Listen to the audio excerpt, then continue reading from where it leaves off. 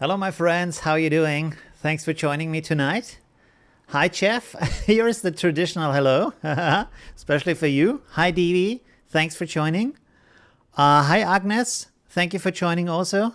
Hi, Alan from France. Thanks for best greetings to France. Hi, Oliver from Germany, Northern Germany, that is.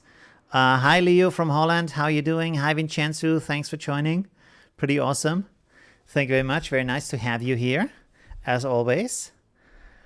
All right, yeah, really looking forward for today. By the way, kind of a little message.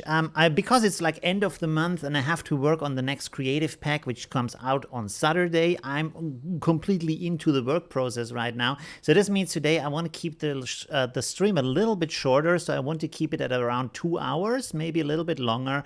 So I have a bit more time to put the work into the pack. So I really can give you like the best product. It's just like, yeah, deadline closing in, and I really try to put in as much work as possible until then. So yeah, I hope that's okay with you. Okay. Hi, Flash, how you doing? Shalom. Hey, shalom. Hi. I wish there was like an app or something, a plug-in that would synchronize, or where you could like just like add namer tags or something to accounts, so you can like know on different sites who is who. That would be nice. It's just like a tool that kind of, maybe there is something like that. I don't know. Hi, Martin. Best wishes to Shetland. Christian, thanks for joining. It's Olivia Affinity Learning Day. Okay, that's great. Yeah. Okay. Good. Thank you, Jeff. That's good. Hi, Linda. Thanks for joining. Pretty awesome. Also, I thought today, because I had a nice chat today with another user, he sent me a message about what kind of software to get to work on. And we could talk about that a little bit. Also, yesterday I made a group call with my photo angels, which is a really amazing, well, it was really amazing experience. It's a smaller group from my community, helping me a little bit with preparing, like coming up with ideas for tutorials and figuring out, like giving me second and third perspectives of what the community needs right now, stuff like that. And it was like our first group call, and it was really, really interesting. We also talked a little bit about what is the new economy in photography, how do things change right now, and maybe that's also interesting for this live stream to talk a little bit about that. Besides editing photos and reviewing pictures and stuff like that, of course it's about photo editing also. So if that's interesting, please let me know in the chat. Either of these topics or both of these topics could be interesting. So yeah. Hi, Noka Bermel, how are you doing? Best wishes to Germany. Hi, JB. Thanks for joining. Hi, Joe from Southern California. Thanks for joining. Pretty awesome. I'm also, by the way, I'm super happy that my community is back from, I don't know, vacation or whatever, because the numbers are coming back. More people are watching the videos again, which is really nice. And like also exciting, giving a lot of energy to create good content. So that's really, really cool yeah, have that. And of course, like reach out to more viewers to give them like interesting tutorials to learn from. So that's always good. Hi, Colin. Thanks for joining. Hi, Samarit. Is that the right way to pronounce that? Following you for a long time and really learned a lot about photo editing and Affinity. Thank you so much. Please make a video on RAW development. Yeah. That's a good idea, by the way. I should do more videos about.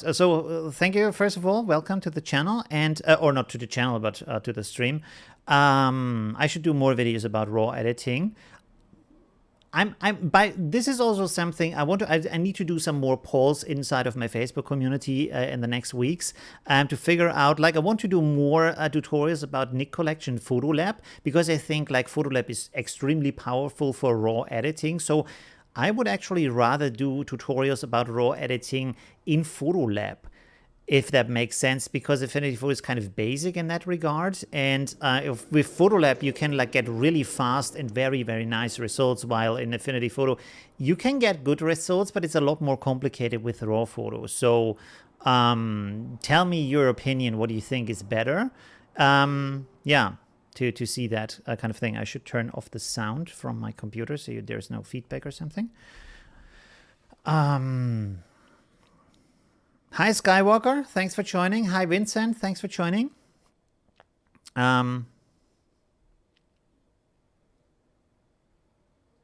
Yeah, the last one was pretty good, right? It was inspired by the last live stream. Someone asked about what to do with the black and white filter, like how does that react to the blend modes? And it's like, hey, this could be a really cool tutorial to talk more about that. And it has very nice applications. You can get really quick results. So that's pretty good.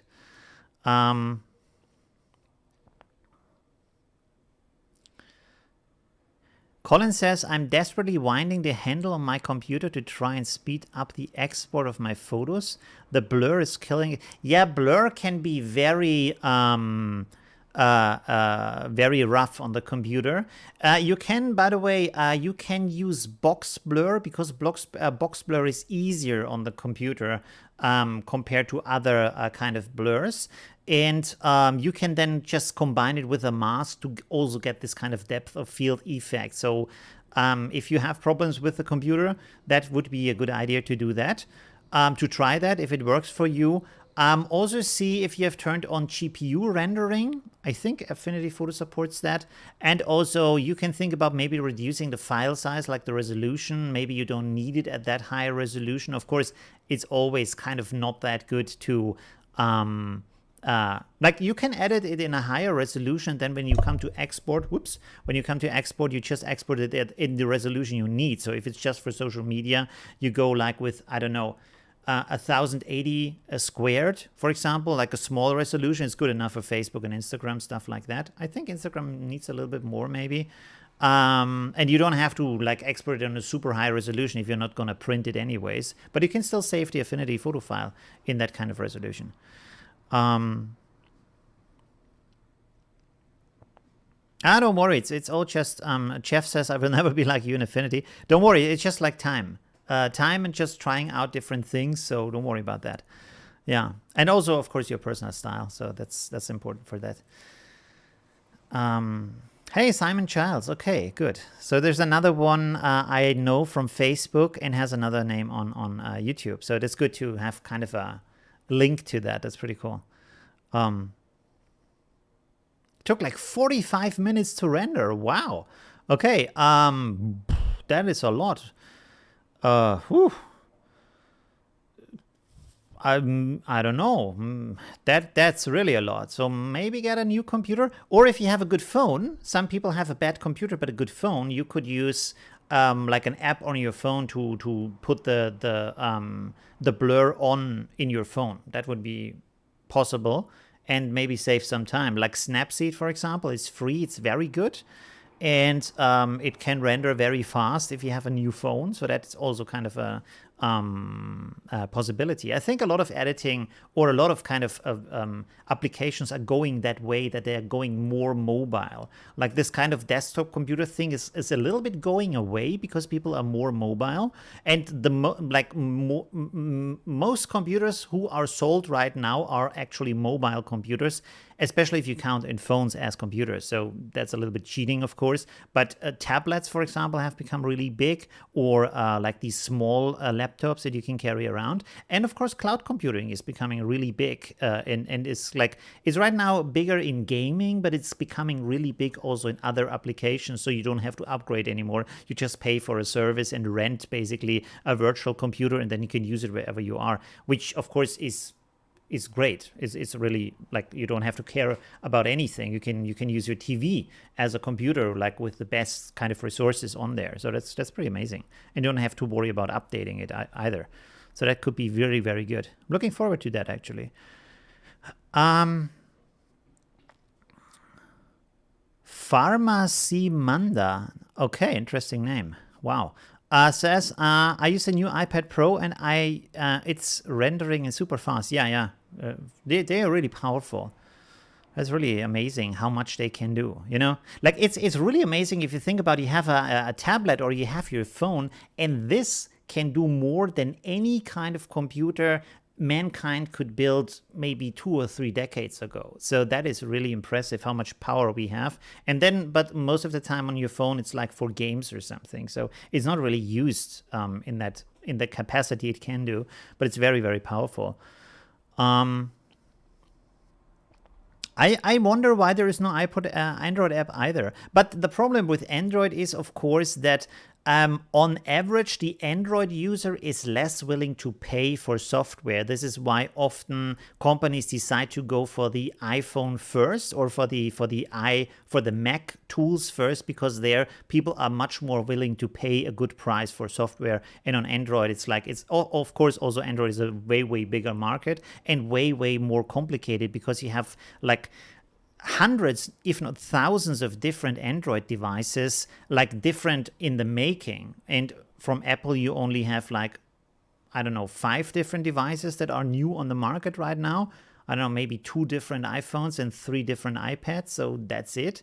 You don't have this range to calculate with. So it's easier to create something for Apple devices. Yeah. Which is also why sometimes stuff runs better, even if the hardware isn't as good. Sometimes, not always, you know. Okay. Should we go to the reviews? What time is it right now? How long have we streamed? Because I want to go a little bit shorter today. So yeah, okay. Let's go and switch the screen over to boom. There we go, to the work view. And there we have our chat. We want to move that over. And we have our latest exercise. Let's update this real quick, because someone wanted to post. He said like his computer is really slow. Or maybe I can leave the comments open and close them afterwards. Yeah, he hasn't posted yet. Oh, Colin. It's Colin. Okay, I see. All right. All right. So let's do the review. It was this time, like I made this tutorial about the depth of field effect. Let's go to my channel real quick. YouTube, there we go. And then we can have a look at that. So it was this one here where I show, this kind of effect here. And yeah, depth of field basically, how to use that. By the way, I switched over to the old view. I know some of you have the new view. It's super ugly and I don't know how to use it. I need to learn how to use the new Facebook design. I really don't understand, why did they go for a design that looks like Google Plus looked 10 years ago? It's so strange. And Google Plus wasn't like very successful with people, and now they do the same thing. It's kind of strange. I don't know why they need to change. And it's so much space wasted basically in the new design. I really don't understand. It's not a great design. Okay, anyways, let's go for the review. So the first one's by Steven. There you go. So that's the first one. With the depth of field. So here we have the 2 original pictures. We can look at that separately. So that's pretty good. Apple Pencil. That's by the way, this is Pharmacy Mandan says is a huge benefit, that you can use this Apple Pencil and then you basically have a tablet. So that's also kind of an advantage, because you can use it as a graphic tablet. You can like draw directly on the screen. And because of that, you like save the money for an actual graphic tablet, which can be another like $500-600 if you buy a cheap one, or some $1,000 if you buy like a professional Wacom pad or something, which I don't think you need for photo editing. But anyways, okay, so this is the first picture by Steven. So this is the original one, and then he also took the extra work to edit in this guy who is walking over the Queen's Bridge, if I remember that right. Is that the Queen's Bridge? I was there like, oh my God, maybe 15 years ago. Time flies. That's crazy. 15 years ago, could be. All right, so let's look at that. And he used the depth of field. So here looks pretty cool. And also the guy looks pretty good. Maybe he's a little bit small compared to these tire tracks here. But like, he's blended in well, also with the ambient light, stuff like that. So it's pretty nice. The only thing, like back here, you have this blend. And the problem with that is if you have a lot of elements and then they suddenly blur, like you have a very like short range of blur, like a very short gradient, that the tree, and you know from like basically experience that the tree is just growing up in a straight line. So the lower part of the tree and the upper part of the tree is basically the same distance from the camera. So there isn't really a reason why the upper part should be very blurry and the lower part should be not as blurry. So to go around that, you could either move the depth of field effect down, so like you put it here where you don't have any kind of objects that are like interfering with the effect. So there is no problem with that. And then you could also like maybe put the guy a little bit closer to the camera and move this a little bit closer. So that could be an easy way.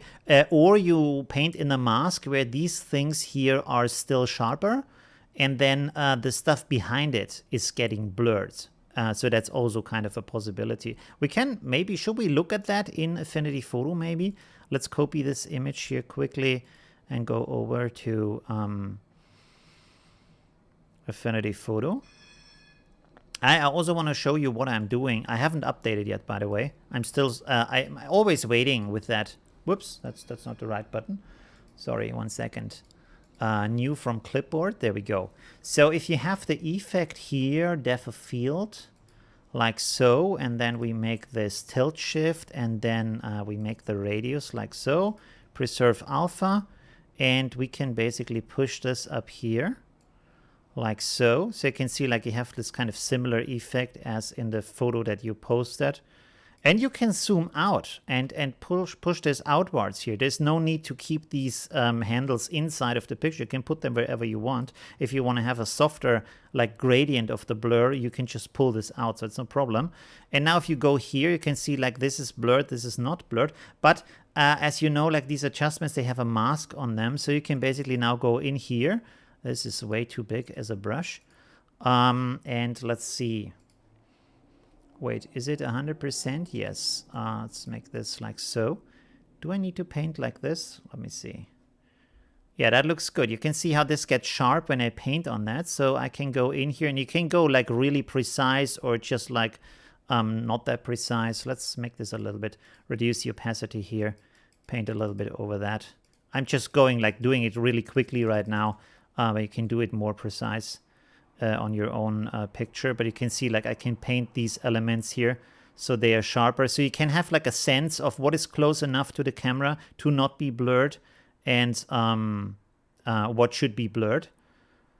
And then like as you can see, you can just paint this in basically on the areas where you need it, where you think this is needed, and then the stuff behind that is not blurred, so like this for example. And yeah, because this is a mask, let's see, by the way, because this is a mask, if I can move this still around, if I click on this and the mask stays put. Yeah, it does. Okay, so that's pretty good. So I can still adjust the gradient like so when I want to have a softer gradient in the back. And so you can see that this is kind of then reacting a little bit to the stuff that's happening in the picture, as you can see. So this is sharper, but this then fades into blurriness. So that can help with that kind of thing. Or you just put it down here where everything is on the same level and you don't have a problem with that. Okay, let's go to the next picture. Also look at the chat. Almost looks like fog. Yeah, sometimes it does. And also you have seen, like I haven't shown you, but there is like a little bit of a halo. So I have another tutorial about that. Wait a second. You should also look at this tutorial. It's really important. This one, prime lens trick. And here I show something. I can show you real quick right now.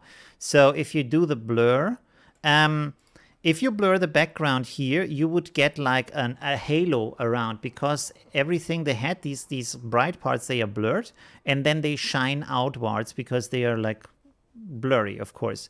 And so what you're doing is also separating this from the background.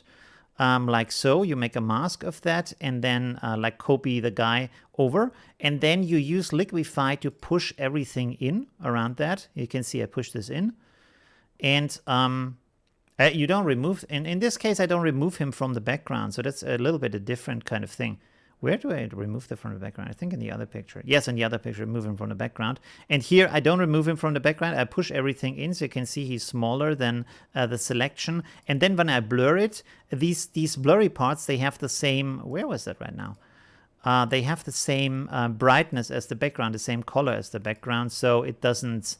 I can blur it, and the background doesn't have this kind of halo. So that's another kind of way to go about it. All right. Just check out the video. I will link the video. Let me push these two videos to the where do I copy the link?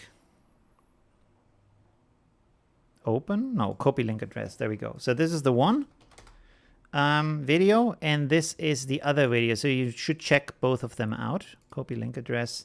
This is the other one. These are two different techniques to do things. Of course, also have different uses. Like you can see in the second video, you want to blur all of the background, and in the other video, it's just like this depth of field effect where you blur it over distance. Okay, good. Let's go to the next. And there is, like in most of the other entries, there is a repeating problem that you really should look out for, and that is basically to think about the distance from the camera. So that's pretty important for that. As you can see here, like there is this blur around here, and there is no apparent reason for the blur because everything has like equal distance from the camera. There's not something that is very close and very far away from it.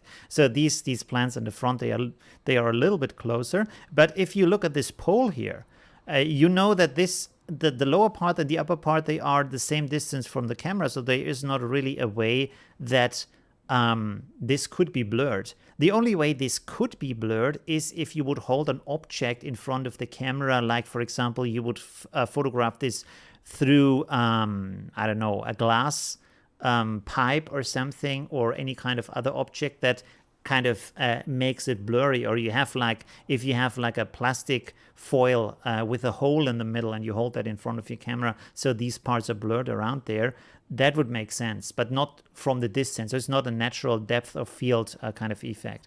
As you can see here, everything like has the same distance. So for this kind of picture, it either doesn't really work because there's no reason for this kind of blur to be there, or you would like have to select all of these things here, the heads and everything, and also the street sign and stuff like that, and then just blur the background here, which is the thing that I'm showing here in the second video, you know?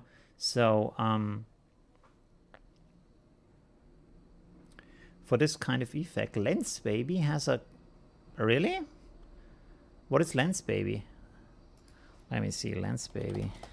I've heard that before, I can't remember. Is it like they both... okay, these make these... tilt shift lenses. Yeah, but that's a special lens. So this is like an effect that you do like in the camera basically, but it's not an actual depth of field kind of thing, which the tutorial was about. Like you simulate an actual depth of field kind of. So you can look here. There is this kind of, in his video, let's turn off the sound here real quick. Does he just talk or also show pictures of the effect? There's something like that. Like so, whoop, like so. But that's an effect basically, you know, and yeah, it's obvious that it's an effect. So it's not there to simulate a depth of field that separates the subject from the background to make it look like there was depth of field there. It's more like a fancy camera trick that you can do to make your pictures look more artistic, which is it's equally legit, but it's a completely different kind of thing to do. And you would have to compare this to, like, if you do this with the lens or if you do this afterwards in post, is there actually a difference? Maybe with the bouquet here, or bokeh, or however you want to pronounce that, there is a difference. That would be interesting to test that and see which is better. Okay. Yes, there's a difference. Okay, that's really interesting to know that. Hard to use. I have one and they are great for street photography.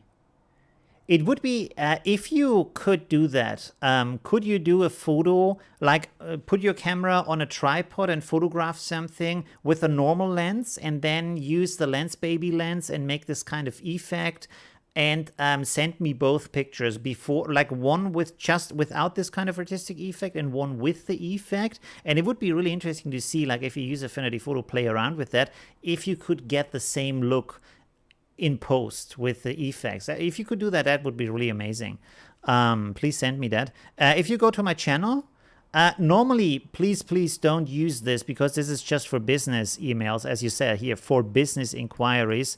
But because this is basically business, if it's for my videos and stuff like that, you can just click here to look at my email address and send me these files if you want to. That would be really nice. Or send me them through Facebook, which is also good. Okay. That would be awesome. Thank you for that. Okay, so let's go on to the next picture. So like I said, if you want to have an actual depth of field effect, think about how distant are the objects from the camera. Would it actually make sense to look like that if you want to simulate actual depth of field rather than an artistic effect? So that's an easy way to check that out.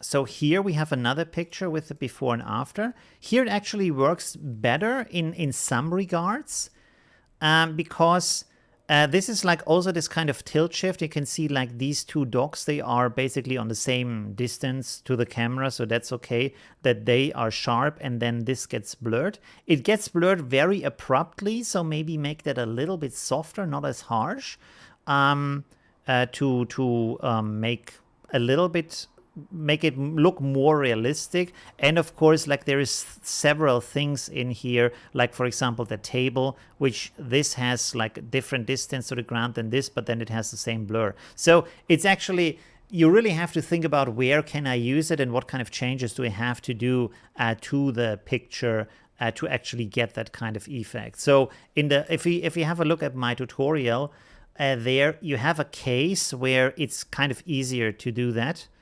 Let's have a look here. So basically you have this kind of premise here that you have things that are obviously different distance from the camera. So you have this foreground here that's obviously closer, and you have the background which is obviously more distant, and you want to just separate the model more from the background. Also the background is kind of ugly. So let's have a look at the, here you can you see the original picture somewhere? This is the original picture. You can see this. And to hide these parts here and to make it more look like prime lens kind of picture with a higher aperture, stuff like that, then you can put in this depth of field effect and to like, I separate these out and then use the blur over this to have like this kind of rather soft blur going over here and then a little bit of blur over here. So you can see this part is also blurrier to even this a little bit out. So you can see again, if I find the other picture, no. Can't find it right now. Maybe, wait a second. There's a starting picture. You can see here's less blur. And then I put a little bit more blur because then we have a lot of blur that behind her. Okay. But it's pretty good. It looks very nice. It's a bit, maybe make it a little bit softer from the blur. And also with this kind of part of the table, you could also maybe crop that out. That would be a possibility. Or maybe remove it with the in-paint brush if that works. That could be interesting. Or again, like paint a little bit a mask on it to influence a little bit where the objects are in there. Also, like, yeah, no, that's a completely different topic. Okay, I was about to get sidetracked, and I stopped myself. Okay, here we have another one, and here it's a lot clearer where background, foreground is, and to put in the effects. You can see here there's a clear separation between the guy and the much different or more distant backgrounds. This is like an easier example. You're welcome. Is it Pharma Simanda or is it Parma Simanda, if you pronounce that? Hey Folkmar, thanks for joining. Oh, your photo's uploaded. Okay, that's pretty cool. Very nice. That's okay. Thank you, Martin. Thanks for sending me to them. I'm a pharmacist. Oh, okay. That makes sense. All right. Okay, so here it's easier, of course. So look for these pictures to get started. They are easier to do that. And also, like, if you do photos, you can also think before, hey, what kind of editing do I want to do afterwards? So maybe avoid certain things in the picture, like complicated stuff in the foreground, or like see if there's enough distance in the background to put in that kind of effect. That could be interesting, you know. So even if you don't have this kind of prime lens or whatever, you can plan the shot and then afterwards edit it as if it was a prime lens, and that could be like really awesome. Okay, and to take this kind of post editing a little bit into consideration. All right, so this is the editing, and yeah, it's very nice. So you brightened up the picture. I think you added a little bit of a vignette here, which is also nice to give more center focus, and then you blurred the background so the guy is standing out a little bit more. So that's pretty nice. You even put a little bit blur here on the foreground. Yeah, that's also nice. You don't need it specifically, but it's a nice touch. So that's also cool. And also I added in my picture, so that's pretty, yeah, consistent with the tutorial. So that's pretty cool. Very nice edit from the original picture. You can see how much better that looks. And also how much it hides some stuff in the background where you say maybe that's not like... You don't need to see that. You just want to have like the nice feeling there. So it's nice to have this kind of possibility. Okay, thank you very much, Quentin. Really good. Okay, let's go on to the next picture. By the way, I will turn on my fan here real quick because it's really hot here. There we go. Let me know if it's too loud. Hi. Hi, CB. Best wishes to Buffalo. Thanks for joining. Pharmacy Mandan. Oh, okay, interesting. Okay. Okay, here's the next one from Sabine. Let's see how that turned out. So this is the after, and this is the before. You remove that part. That's pretty awesome. Okay. Okay.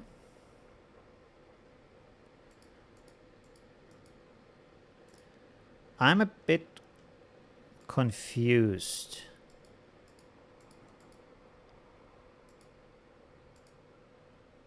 Did you... I don't think you removed that. You blurred it so much that it's not visible anymore. And then you blurred this part for some reason here on the feet. Let's open this up in a new window so we can see that better. And it doesn't really make sense that there's blur here because the feet, like this leg at least, is sharp. This one is a little bit blurry, and this then is like super blurry for like suddenly. So and you can see like there's... Let's also put this on a new... This kind of overlay from Facebook is very annoying. Okay, you can see like there's already like a nice blur flowing back there. You have nice details in the front, so you shouldn't blur this part here because it's already like looking nice. And I think you added some blur here to hide the stuff in the background, but maybe it would be better to use either a clone brush or an in-paint brush to remove that. It's a bit complicated here because there's not much to go on for the in-paint brush to really put some stuff in here. So you would have to use probably the clone brush or the, what is it called? The healing? No, not the healing thing. Wait a second. Let's open up a new file here. Or, wait a second. We can copy this over. Copy image. Let's go here. File, new from clipboard. And you could technically, where is that? Here, the patch tool, I think it is, where you can select this part maybe. Let's see. Let's try this. I'm not going to do a great job right now, just to like, you can move it over here to see if you can find something that would fit in here and then put it in there. Is it? Okay, it was rendered. And, well, you have to do it multiple times so you cover all this kind of area up, but that could be good because you can select on yourself where this kind of image information is coming from. The biggest problem here probably is the part where you have the just like the dog hair here, that we have to do a better selection for that. Okay, that's going to be tricky here. maybe better use a clone brush and then you can copy this over. I mean, the blur kind of works, but yeah. So you can paint this in, try to match the background. And right now it looks really terrible. Yeah. Okay, but you can kind of paint it out. So you take all the time to remove all that stuff here. That's a possibility. I mean, let's have a look at the blur again. Maybe. I mean, if you don't know what it is in the background, it's just dark. Lolo is coming. Hello, Lolo. Wait, let me just... Boom, there we go. Lolo. Shiny camera, Lolo. He has a very grim look. Always his grim look. Lolo. Huh? Okay. Let's go down here. All right. Good. Okay. So you can, with the help of these two tools, you can like reconstruct the background with a little bit of work in here and then try to just have a good selection of the dog. Maybe make a rough selection of the dog. And then afterwards, you can use a mask and a paintbrush to paint this in. Maybe have a more, let's go here for, let's see, dry media or stuff like that, a more rough edge brush. Let's see. No. Gouache. You can try around with these brushes and then you paint in the edge to get more kind of a hair effect. You can also download like hair brushes. Didn't I have a hair brush? I think I had one. I'm not sure. Yeah. Fur brush. I had this fur brush here. So you can use that to paint on the mask to maybe get this in here, although you don't really see much fur here to reconstruct that. So yeah, you could do that. But in the front, yeah, I would leave it like that, to be honest. Because why would you hide that? It's like the same stuff as over here. So yeah. Okay. Good. Also, by the way, if you have a second picture, maybe where you see more of the background, you can copy it over from the second picture. There's also a possibility. And like I did this here a little bit wrong, where I put it on the same layer. You should actually put this on a second layer. So if you use this, make a second layer and then use your clone brush and set it to current layer and below, or just layers beneath. And then you can just like use that to paint. And you can see now if let's set my source here. Does it? Oh no, there we go. And I paint like this on here, like so. It's on a second layer, so I can turn it off and on and I can move it around. So that gives me a lot more possibility and it's non-destructive. That's also very helpful for that. Yeah, there's the Pelusi, the Lolo smiley. There we go, with some hearts. Okay. All right. Good. So thanks for sending that in. Also, like, be careful with the selection here. Of course, hair is always kind of difficult, especially if it's blurry hair, because blurs are very difficult to select. But like I said, I would probably use a mask on that and then paint on the mask.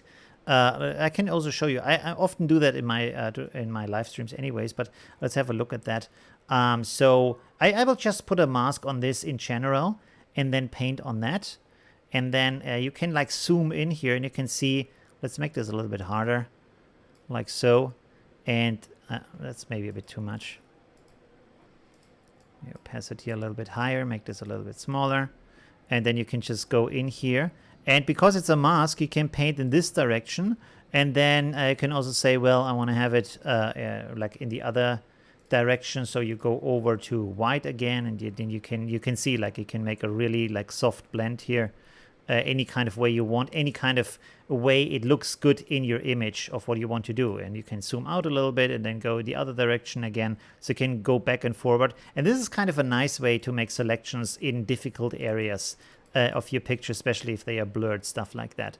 So this is kind of how I like to create masks. And also the important thing about a mask is that it looks good. The result looks good. Don't care about what is there in the original picture, because the person who is looking at the edited picture doesn't know the original picture. So as soon as it looks good, as soon as it fits together, that's done. That's the job done, you know. So don't try to fit in any kind of little detail and hair and stuff like that. If it's like, if you don't need it, just like paint over it, mask it out. That's good enough, you know. If it's not a crucial part of that, you know. So don't invest hours to just like separate each single hair if it's just not needed. Like in my tutorial, if you look here, like there is like small single hairs standing out here. I just didn't care about them. I just like painted them out with the mask and that's it. You can invest a ton of time, but you don't have to, because nobody's gonna watch or look if there are some like 5 hairs more on her head or not. So that's not a problem, as long as it looks good. That's the most important part. Okay, enough about that. Let's go on to the next photo. There we go. The beautiful dog chops. Yeah, that's true. Yeah, they have, here's a really like a kissy face. A very nice dog. All right. This is also like the kind of dog face where you want to go like this. Okay, that's a nice. All right, next one. What do we have here? So we have some geese. Oh, okay, interesting. So there's a lot of blur in the background and foreground. That's pretty nice, because it's highlighting it. It's looking very nice. Something is amiss here. I'm not sure what.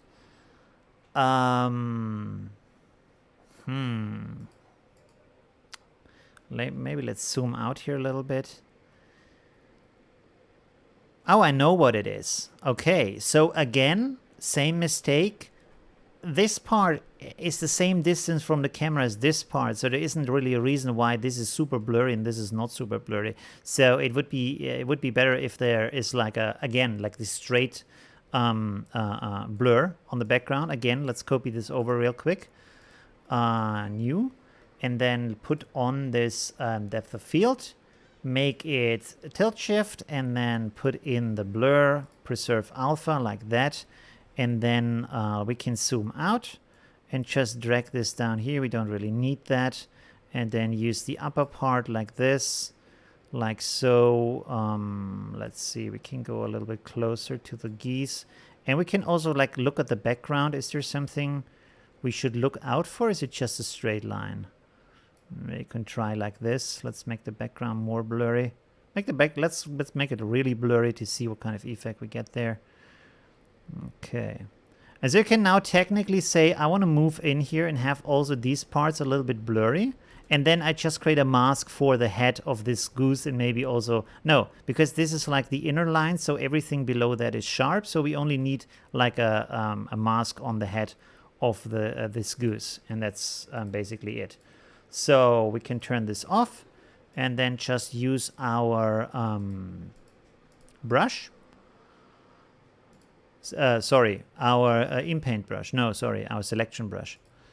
Let's see if that works. Please work. That looks pretty good. Click on refine. There we go. Apply. And then like so. Aha! And there you have the blur. So that is a problem.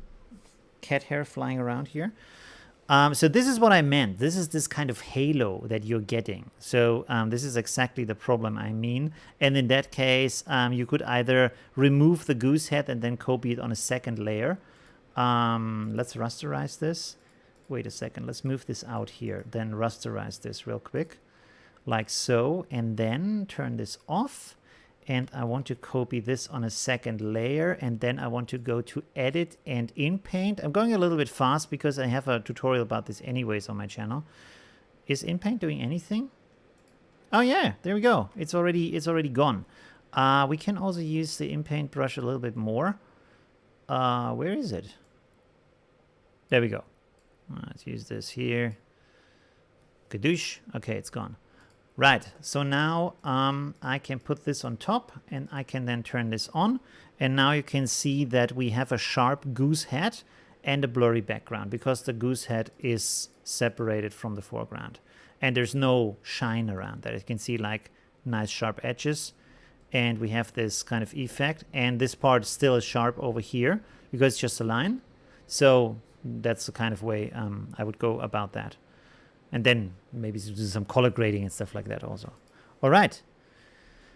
Yeah, that's that. Okay, let's go on to the next one. Let's close this real quick. Boom, boom. Nice editing from the colors, by the way. I really like the look of this one. Very nice. Okay, so thank you, Carol. How much more do we have? Oh my God.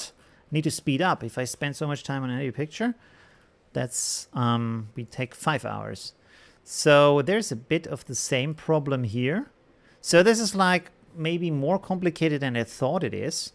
Should I do a second tutorial about that? I'm not sure. So again, round, blur, these parts are the same distance from the camera. I should have maybe pointed that out in the tutorial. So this is kind of good to have this and then like realize, oh, these are the major problems with this kind of subject. So, and of course also here the blur is very abrupt. You can see like there is this kind of egg shape in here that you can see. So that is a problem. Again, like use a straight blur in this case because, yeah, the blur is just moving in a straight line. With this kind of tilt shift. Okay, so basically the same thing we have talked about before applied to this picture. All right. And in this case, by the way, it's also like this would be a nice example where you could like separate the kids from the background so they stand out a little bit more. In that case, of course, also it's good like when you take the photo to think about how much distance do I want to have the background. So maybe go a little bit into your knees so you have more distance in the background. You see more of the more distant landscape, and this like justifies a stronger blur, if you know what I mean. Yeah.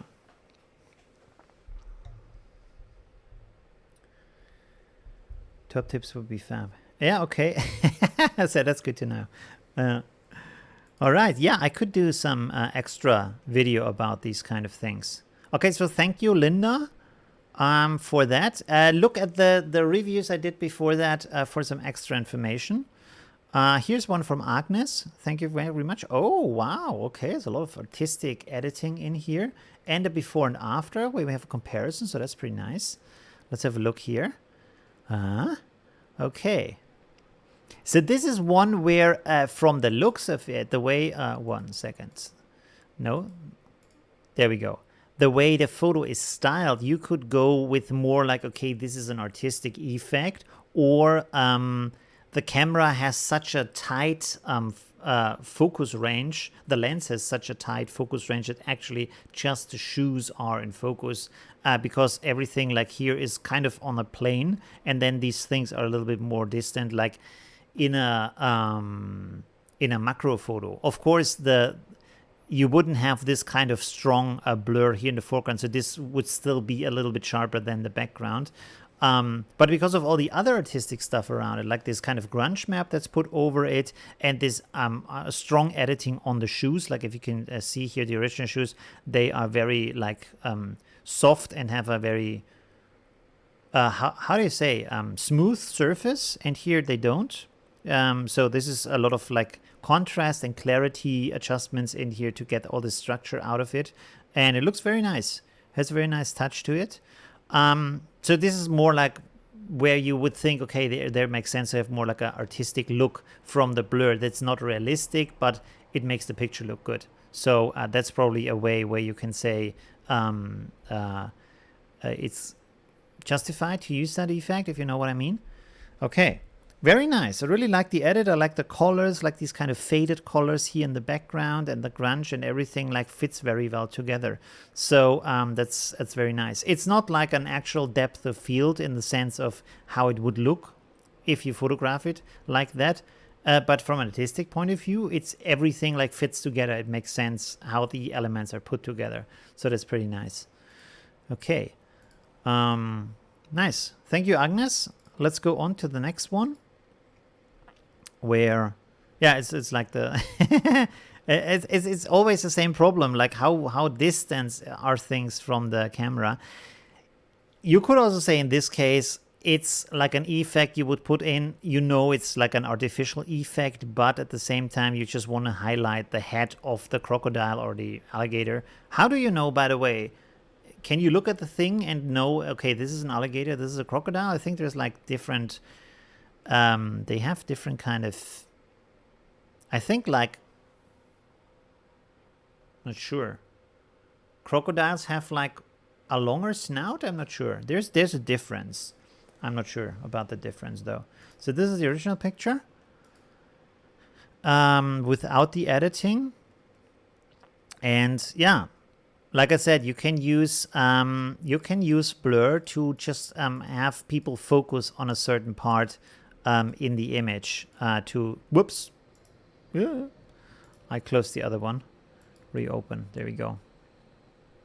To highlight that basically, and then you can see it's an artistic effect rather than an actual look that you would get. Okay, interesting. So thank you very much for that. Also nice editing with the colors and the contrast and stuff like that, and also with the teeth. It's very nice how you worked out the teeth. I can look here like they are kind of hidden in the mouth, like especially here they are harder to see, and here they really stand out because they are so bright and shiny all of a sudden. So that's pretty nice. Very nice. Also with the eyes, they really have like gained in quality on how they contrast from the actual head. So that's very nice. Okay, thank you very much, Ingo, for posting those. Okay, I think I need to go back to the group. Let's see. There we go. Oh, someone wants to join. Yeah, let's do this right now. Boom. Okay. And then there's the chat. Oh, by the way, now we can close this.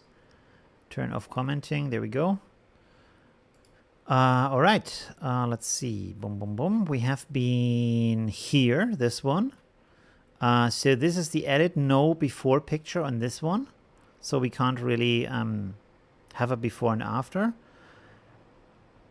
I am guessing that you select... Did you select the person and then make a blur because there are these kind of glowing lines here around her legs? So that is possible. Although there's a lot of like these kind of chromatic aberration, kind of on the edges here, you have this kind of blue line here, and there's also this kind of, there's a little bit of a line here. So, not sure actually. So this, I mean, there's some more blur here in that area and then less blur here, but yeah.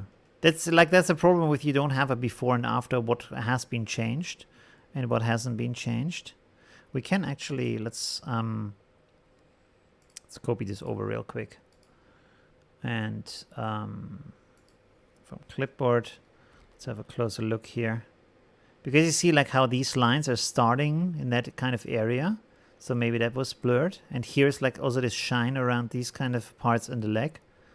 So I'm not sure. But if this is from the blur effect, like I said, have a look at my, well, actually both tutorials, because they show different kind of ways to do that on either remove the person completely and then do the blur on the background, or use Liquify to push everything in and then make a second layer with a copy of the person and then blur the background. It's basically, yeah, it's very similar.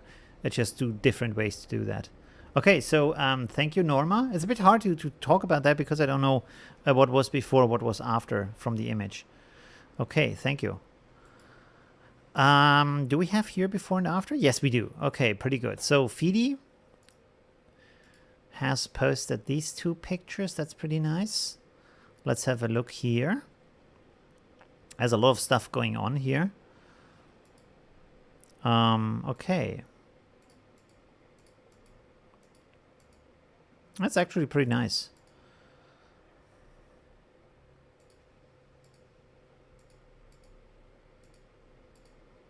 Uh-huh. Oh. You forgot to turn off preserve alpha here. You can see like the glowing edge here, so that's a problem. Also a little bit on this side here, so where the it gets transparent. So you always should try to turn that on, if possible. Sometimes it's not possible to turn it on if you work with a shape, for example. It doesn't work. I can show you what I mean real quick. 1 second. How do I do this now? Let me... What was that? Okay. Some strange voice. Copy image. From clipboard. Okay, what I mean by that is if you do this, if you do a shape and then you want to blur the shape,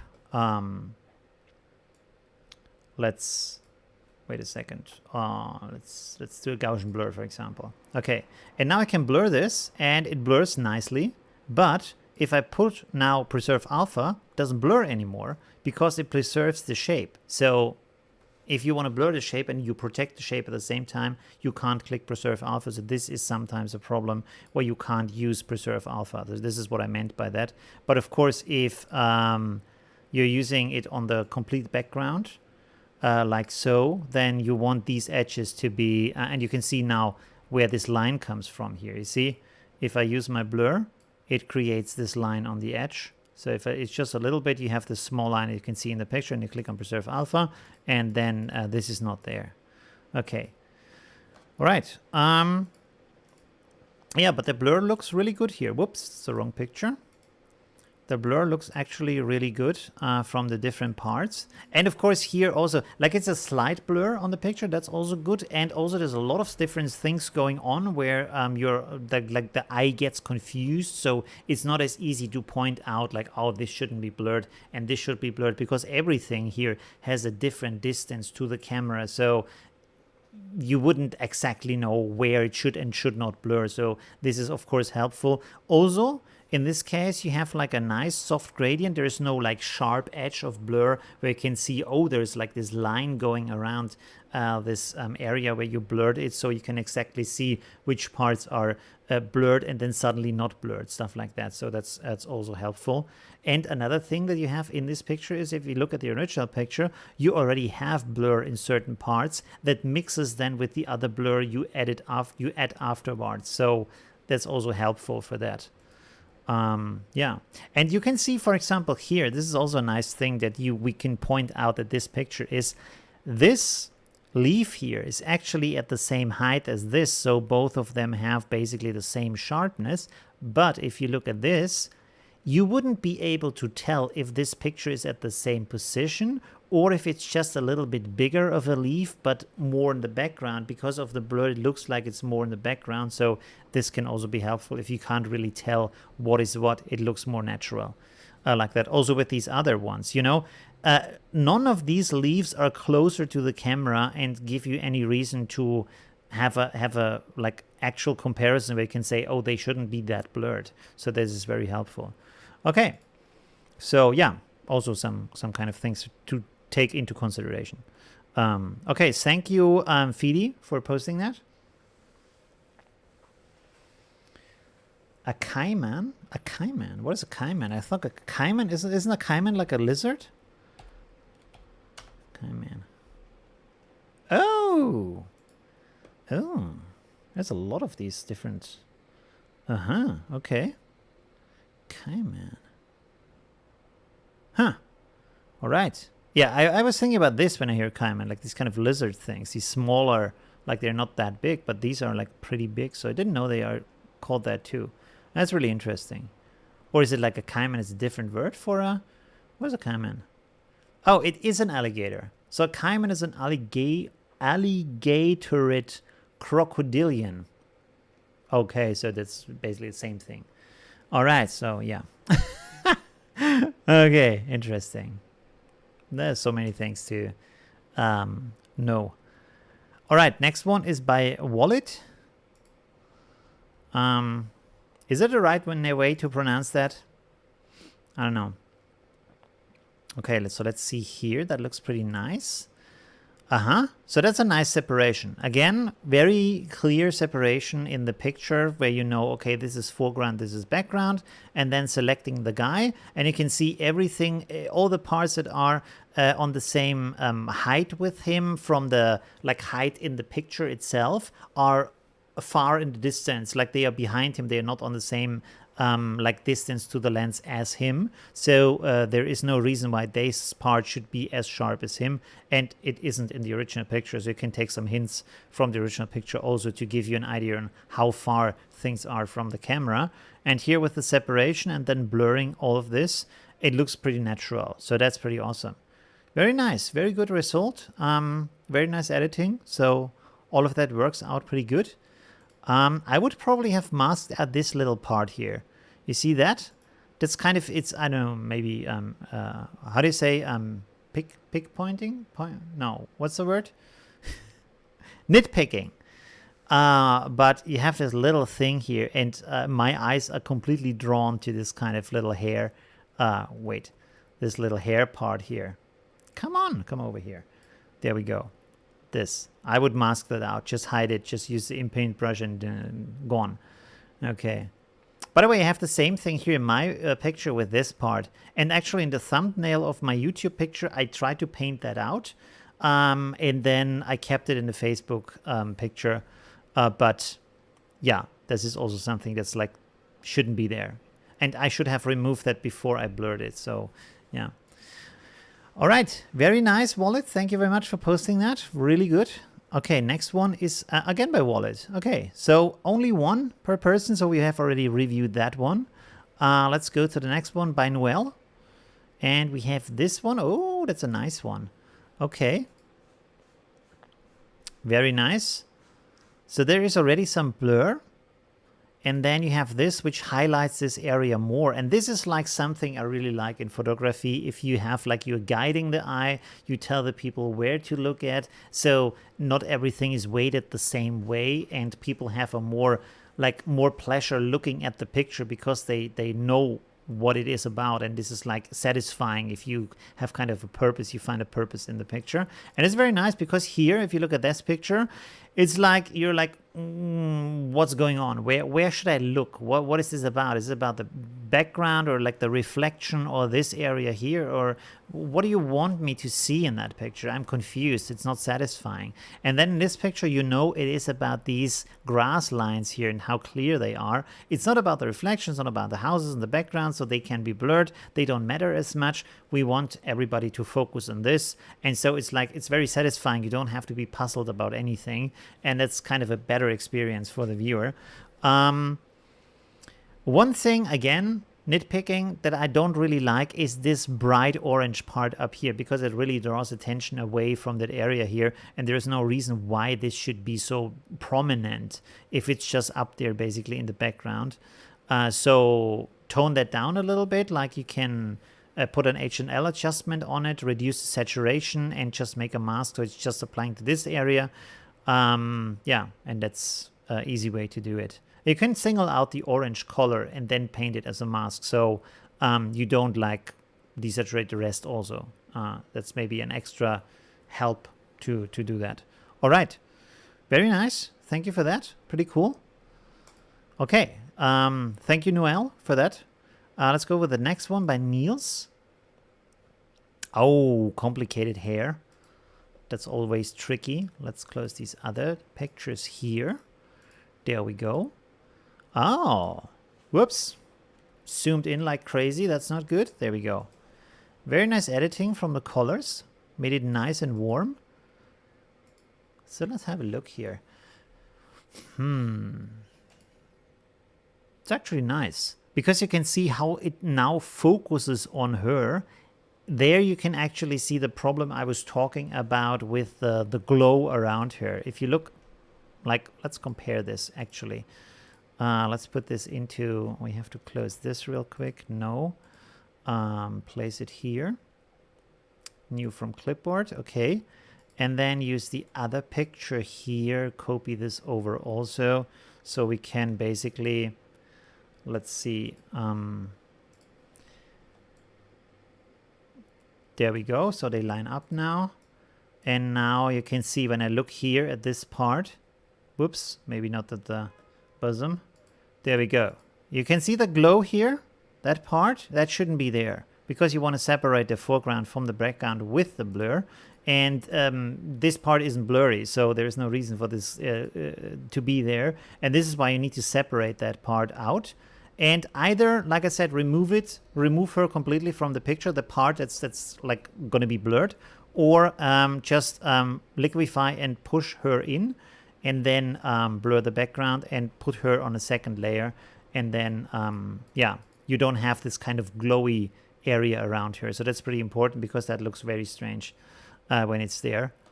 But it's really nice how the blur is like putting a focus on her. Of course, you're losing, in this case, the nice background, the atmosphere a little bit. But let's say she's a star, like a movie star. This is the picture, and it's really about her. Nobody cares about the background. She should be the most important part in the picture. So this really puts all the focus on her, and like puts her still in a nice atmosphere with this. Is it called, like, I think they in Austria say a chaise lounge. I'm not sure what they say in the rest of the world.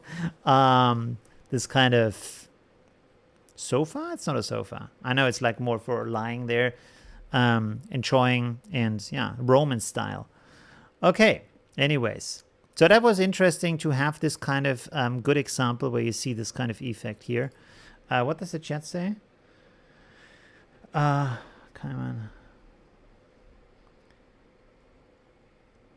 Is there a place to submit the photos? Yes, the Facebook group. So I do a weekly challenge. The challenge for today is already closed, but you can join my Facebook group for the next challenge.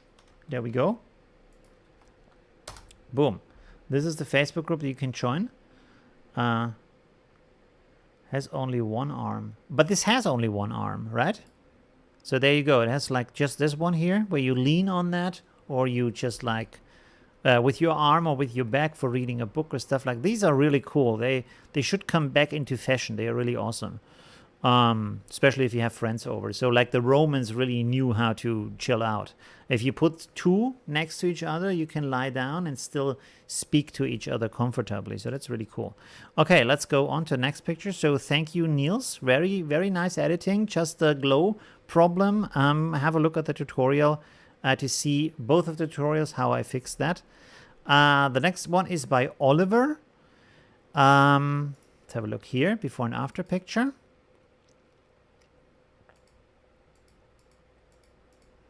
That looks pretty good.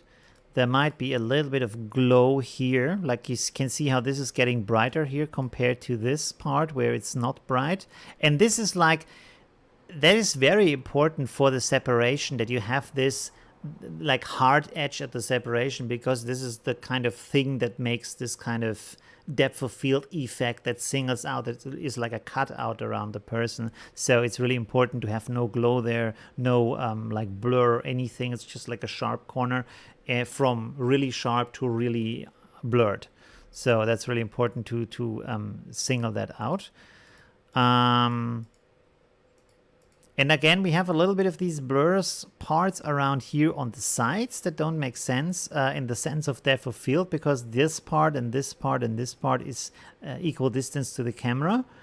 So again, there should be like this tilt shift in the picture rather than the circular depth of field effect. But yeah, the rest is pretty nice. It's pretty cool. It's just like, again, there is this kind of glow effect, like I said. Yeah. If you use the before and after. And this is nice because of the live effect. You can turn it on and off and just see the differentiation between that to see that. And again, another trick I showed in my last live stream is that you can just go here and then go to document, and you rotate this twice so it's upside down. And this will give you also a kind of good perspective on things. Is there something strange that stands out? Because if you look at it and look at the picture right side up, everything, of course, your eye is tuned to that, and your brain will just paint over things and just adjust them so they look right to you, so it feels right, even though they are wrong. And then if you turn it into a way as you don't normally look at the world, the brain can't do that as easily, and so problems stand out to you a little bit easier. So it can be a nice trick to look at that, maybe zoom into that and see, do I see any kind of problems with the editing or any kind of other thing that I've done? That's kind of an easy way to check for errors in the picture. All right. But the rest of it is pretty nice. So thank you very much for that, Oliver. Very nice. Let's go on to the next one. And I feel like we have the kind of repeating problems here with the same... Woo, what is going on here? So this photo was taken through some stuff that's very close to the camera, I guess. So maybe there was like he's standing behind a tree, photographing through the branches, and you have kind of this plastic tape, as you can see here, that's here, but in front of the camera, pretty close. So it's getting really blurry. And maybe also he is far away and using a tele lens. And this is why it's a lot more blurry than how as it would be when he is closer to the tree. My guess, I'm not sure.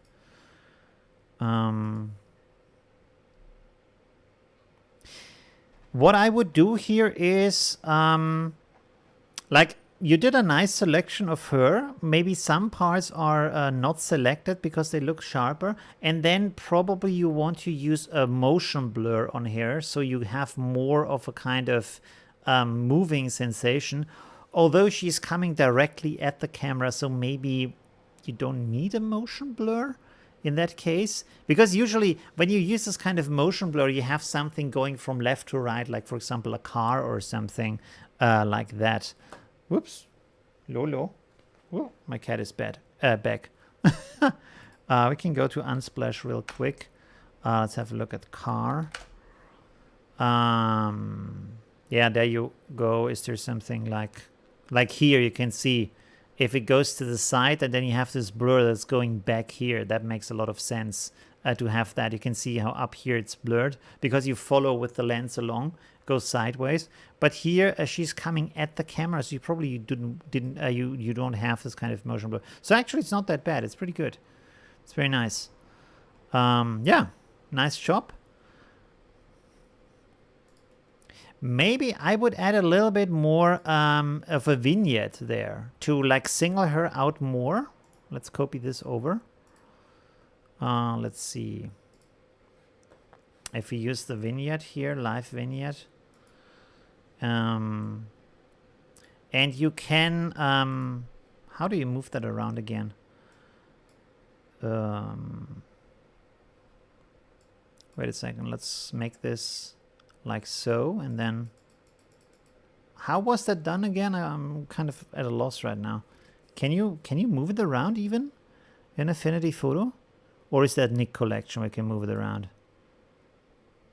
Is there no way to move that? It's always centered? It's in the effect? Scale? Shape?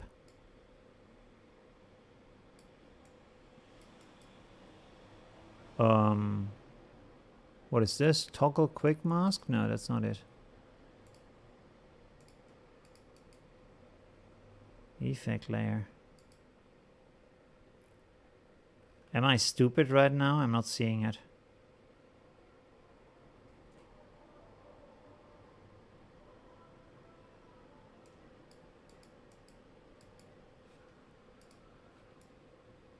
No?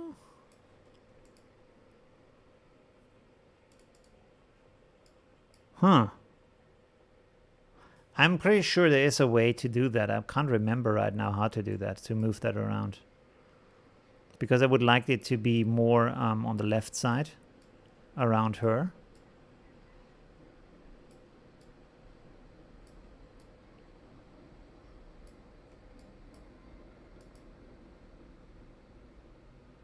Plant ranges, lock.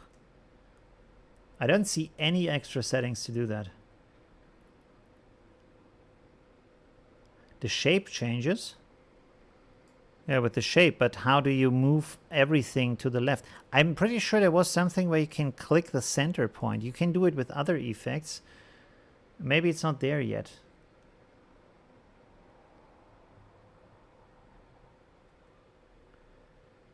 If you create an effect layer and grade it. You mean like with the gradient tool or what? But then I can just use like a normal layer, which I would prefer anyways. So let's delete this because it's not working. And then we go here, layer, new fill layer. We can set that to black. And then you can just like go like this, for example. And then you just use a mask on that. Whoops.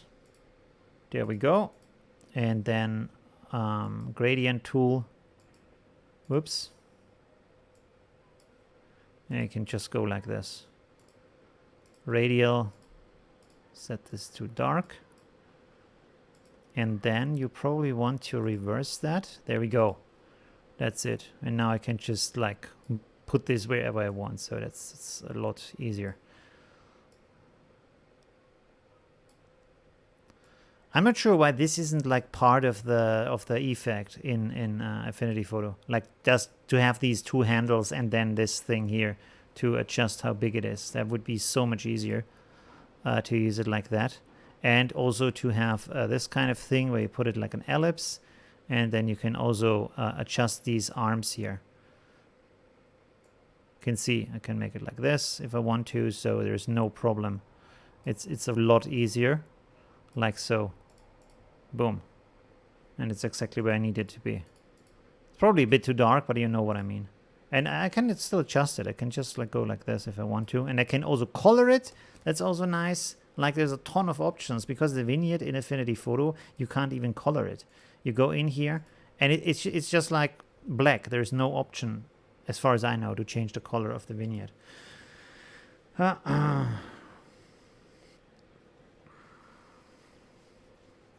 All right. Good.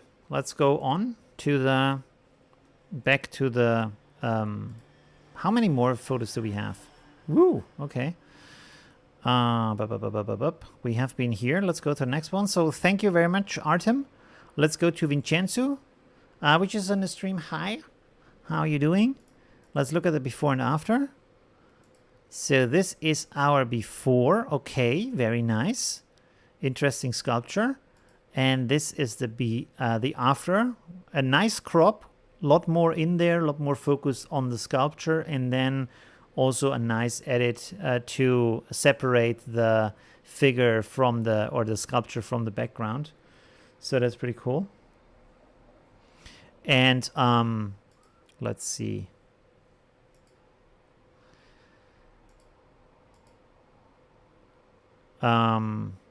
I'm not sure why you made the sculpture itself so bright and low contrast. So I probably would have adjusted this to have like here it has a nice darkness and maybe put more contrast onto that.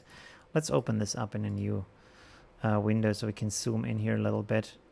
So it looks pretty nice, but make it more clear, a little bit more contrast in there. And then put the... because you can see here like this... if this was darker, it would separate better from the background. And also if it was a little bit sharper, it would also separate better from the background because it looks a little bit blurry in this kind of case, a little bit cloudy.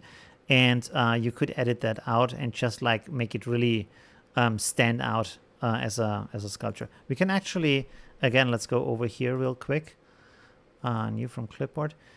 Let's see if Affinity Photo picks up on the shape here. So I can select this.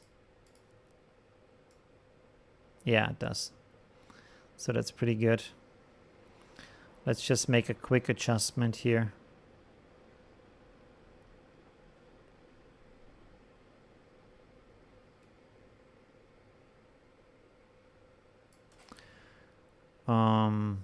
Subtract this part here. Refine this. Not going to do the complete picture, just this part here. I'm going to turn this into a mask. and then make an adjustment layer. Let's say, whoops. Let's go with curves here, and I will put this in a group, Control G, and then put the mask also in the group, so every other adjustment I put in there will also have the same mask. And now I can just click on here, and you can see now if I adjust this a little bit, that you can, like, it separates better from the background.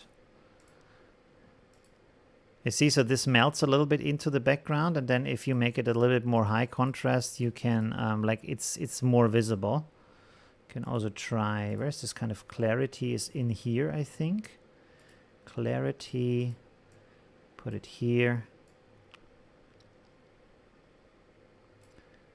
Does it work or not? Maybe it has to be on the picture layer, let's see.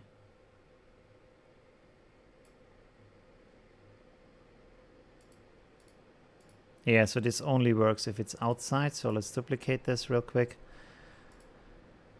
Put this on here. Does it work now? Yeah, has a little bit more clarity, like that.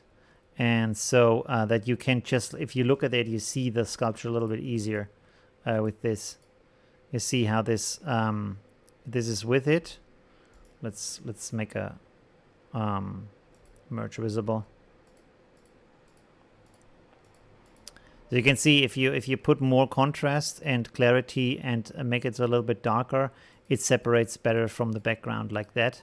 And you can also, like, make this part even darker, play around with that, maybe make a second mask just for this part, edit this separately from this part, because this is more in this kind of foggy kind of light, and this has already contrast on it, so you can play around with that to edit these separately. But for the kind of readability, you can see how much more this now stands out compared to the background. Yeah. All right, good. Let's have a look at the blur, actually, that you added to the picture. Let's see. So this is the original. This is the background. Again, you have here this kind of sudden sharp blur that's happening. So these wheels, they are still sharp, and then suddenly it blurs, and this is kind of the kind of things where the eye picks up on. So maybe start the blur down here and then gradually move it up here, so there is like a more of a distance in there. It's not as easy to pick up on that this is an artificial blur in there. Again, here with the car, you can see, like, down here it's sharp, and then this is the same distance, but suddenly this is very blurred.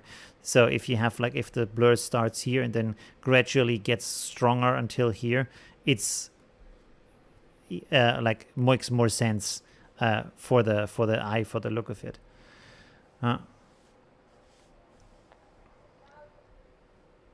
Thank you very much, Agnes. Yeah, it's really nice. So many people join in. That's really cool. That looks, is this like an Asian animal? This looks like, or is it just the editing that has this kind of Asian movie look to it? That's pretty cool. Oh, there's the before picture. So let's close these. Oh, wow, this is too big. Reset. And this is okay. And we can close this one, and we can also close this one. So what did you do here? Oh, there's a little bit of a problem here. I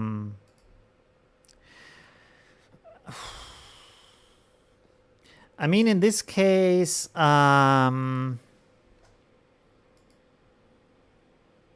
here it isn't apparent because you don't know how far these blossoms are away. But here it's apparent because you can see that it's suddenly getting really blurred, and these like they are the same distance from the camera. So here you don't see it, but here you see it, and also down here you see it.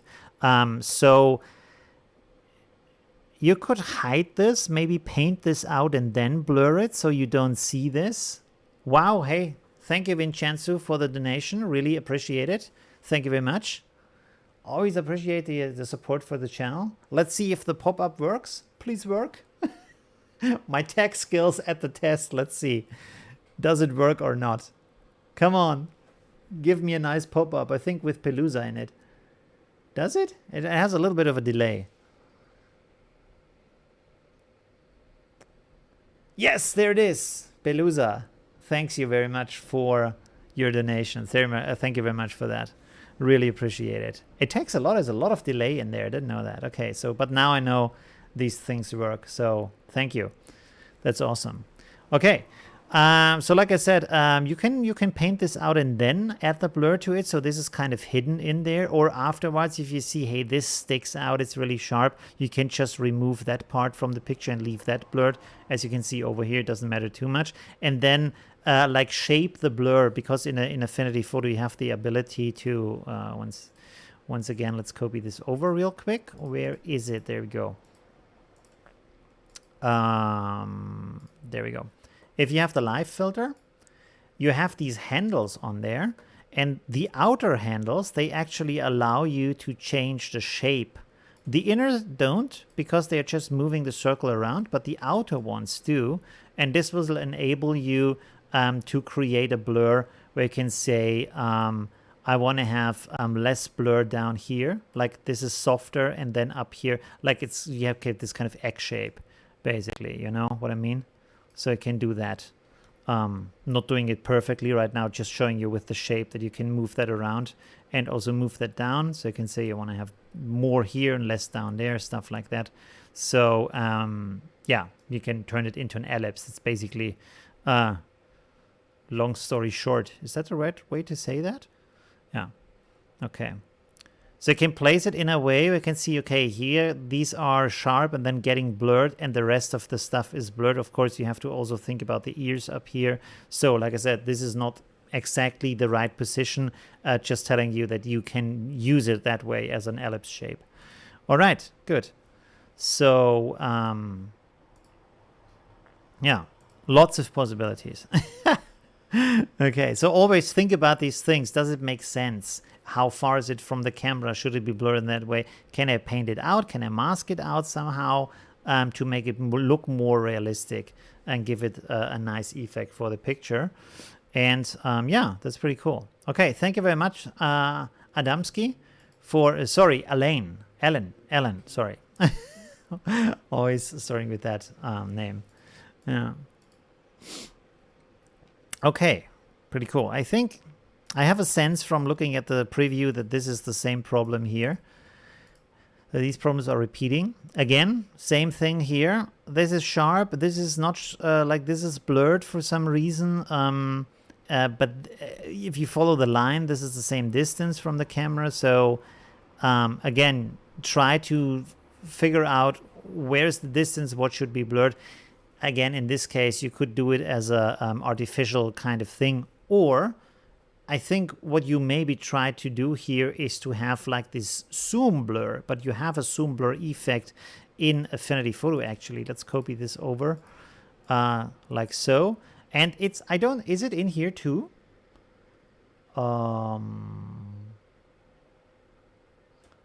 Does the motion blur also zoom?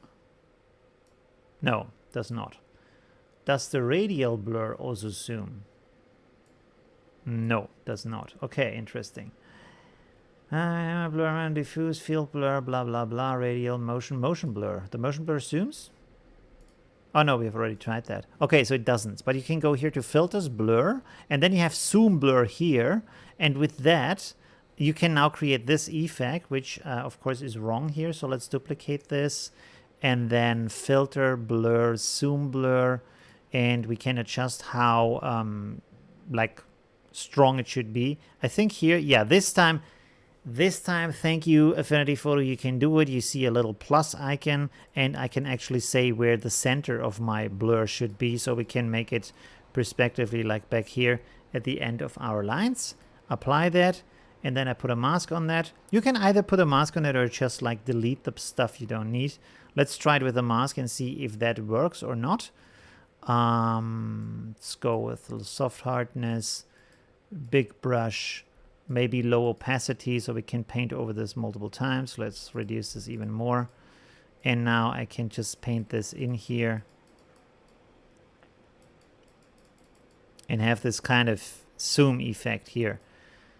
I would really wish that this was a live filter, because now I could adjust the level of zoom, the strength of zoom to fit the picture to be the way I want it to be, but you can go back because you have created the mask. You can just do it again with the same mask and see with different levels of zoom if you like that or not. Okay, so that's also something you can do. All right.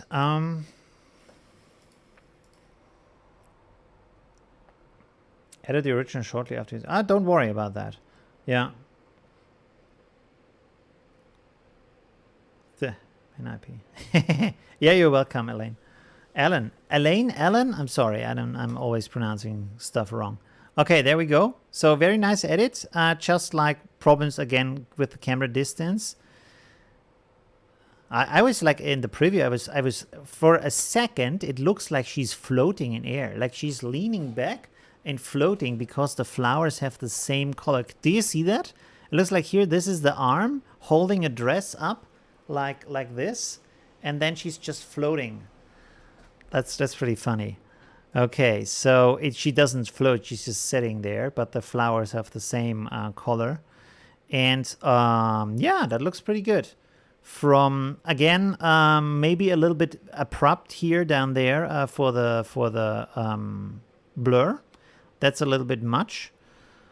And also maybe I would have maybe like you can see there is kind of a line going here on the ground where she's sitting, and this is going a different line. So maybe have this follow here a little bit better, because suddenly this area isn't as blurred, but if you follow the line back here, suddenly these areas are blurred, but they are, like, it feels to me they are the same distance from the camera as this part here. So rotate the tilt shift a little bit more. The selection is nice around her, so that's pretty good. And down here, make this a softer gradient, so it's not that abrupt in the, not that sudden in the on the ground. So that's good. And of course, also take in consideration, of course, the foreground is shorter than the background, if you know what I mean. So the distance from here, from that part to her, let's say that's like 4 meters. But the distance in the background to the horizon, like the same part, if you look from here to here, and if you look from here to here, this back there is like maybe 30 meters away. So there it makes more sense to have a stronger, a shorter distance on how the fading, the blur rises. Can I phrase this better? You have a shorter distance for things to get blurry in your image. That's also a bad explanation. Yeah, but I think you know what I mean. Like here you have it's blurring over a longer distance in the image, and here over a shorter distance, because here the distance just getting larger in a shorter time. Again, bad phrasing, but I think you know what I mean. Okay, good. So thank you very much, Marco. Very nice. Also nice with the selection, everything. Just make some slight readjustments to how the blur is positioned in the image. Okay, very nice. Good. Thank you very much for that. How many more do we have? Okay, we are closing in on the end of the review. What is the time, by the way? Because, whew, okay, I wanted to talk more about other topics today. So let's have a look here. I spend a lot of time on these reviews. So that's the before, that is the after. That looks really nice. Also with the hair here, I think there's a little bit of glow here. It looks glowy. So have a look at that maybe. It might be that in that area also the background is brighter, but then maybe if you have selected it out anyways, paint the background a little bit darker here so you don't have that kind of effect. The rest looks pretty nice. Yeah, it looks pretty cool. Also with the foreground here, that is pretty okay. So you can see, if you look at that, there's some stuff missing here, but you wouldn't know. That is what I mean. If you look at this picture, of course, you see there are some more details here. But if you've never seen these details, you would not know they are not there. So don't waste time on like half an hour fiddling around with the mask for these 2-3 hairs that are sticking out of the chest here if you don't see them anyways, you know. So that's okay. Very nice, pretty cool. The part here is maybe a little bit overexposed. Is that from original image? Yes. Okay, so yeah. Okay. It's, by the way, if you have like if you feel like the picture is going to be overexposed, or underexpose it a little bit, because it's easier to get things back from the shadows, especially if you do a raw photo, but also with JPEG. Shadows are easier to save than overexposed areas in the picture. So that's a good thing to like go -3, for example. If you have with your camera, you have this little scale there, says -3, -0.3, sorry, -0.3, -0.7, -1, and a plus also in the other area. So I often go -3 because it makes editing easier afterwards, because everything is a little bit darker. So thank you very much, Eileen. There we go. Next picture. Oh, wow, with lens flare also. Getting fancy. All right. Let's look at this. So this is before, this is the after. That's a very good example where you can see like how this is actually giving a lot more attention to the dog. And as we have some stuff here in the background we don't really want to see. So this is very nice to like just highlight, and it makes the picture just a lot better. Like this is a picture you wouldn't necessarily put on your website or buy on a stock page because there's a lot of stuff in the background. It's not like very centered on anything, doesn't pay attention to anything very much. And this, like, yeah, it's a nice picture. If you like a dog trainer or a vet or something, like a veterinarian, this could be a nice picture for your website. So that's pretty cool. You can see how you can upgrade your pictures with these little effects, like adding a little bit of blur, adding a little bit of like color correction, stuff like that. You can turn like an average picture into something that's actually pretty good. So that's really awesome. Thank you very much for that. That looks really nice. And I think everything works pretty good here. That's nice. The lens flare is also nice. Nice touch. It looks a little bit artistic maybe, but if you want it to be in there, that's pretty cool. Looks pretty awesome. Okay, so thank you very much, Anne. Very nice edit. Really like it. Let's go on to the next one. Okay, here we have... What is that? This is an artwork, I think. I first thought it's like this kind of a machine from an iron workshop or something, but it's more like an artwork that is... Oh, it's standing on these kind of tools down here. That's pretty interesting with the skull on there and stuff. Oh, you use 2 gradients. Okay, cool. Very nice. Always nice to hear when people use my creative packs. That's always cool. Okay, so here you have a lot of details, and that's always, yeah, meaning a lot of work to do, which we can also see here, because you did some selection up here, which is very nice. And then here, like, also selection, but then suddenly down here, no more selection. And you can see like these parts are super blurry, but not in here, because it would take a lot of time to separate out all of these parts with a mask. You can do that, of course, but it's just like very work intense. So, yeah, it's, maybe just the upper part. If you just like cut it here, because I think you have nice selections over here. Let's open this up and zoom in here a little bit. I think you made the selections in here, so that's pretty nice. You can see like here the background is blurry, stuff like that, and not here. So either maybe, again, have this kind of tilt shift thing where it's a straight line, only the background is blurred, not the foreground, because the foreground is closer to the camera. Starting here at the point where it stands on the ground. It's also a good indicator where does stuff stand on the ground, because I know from there on upwards everything is in a straight line basically. So this is just above this area here. So if this is in focus, this also, all of this stuff also needs to be in focus. Of course these parts are a little bit further from the camera. Or just like cut it on the upper part where you only have the background. So this makes your life a lot easier, and then you only have this kind of thing here. It's still kind of something is off. I couldn't put my finger on it, but something, maybe you forgot. Like here, for example, you see that this part goes on, but it's missing here, like it's blurry, and also here. So with this, the selection is just not there for all the details, which of course, like if you have such a complicated object, that's a problem. And again, you also have this kind of glowing around the edges. You can see over here and everything. It looks more like a fever dream than like a prime lens kind of effect because of all this kind of glow that is around the picture and the selection problem and stuff like that. So it's a nice attempt, but there is a lot of complicated things in there that just make the job really hard. So for an exercise, maybe take an easier subject to select and to try and learn from the effect. It's always better to have a very simple subject for that, because then you can see where the mistakes are, and then you can go more extreme, more complicated over time. And at that point, when you have already the experience, you will also have the experience to see where the problems are in the picture. So always start easy and get more complicated over time.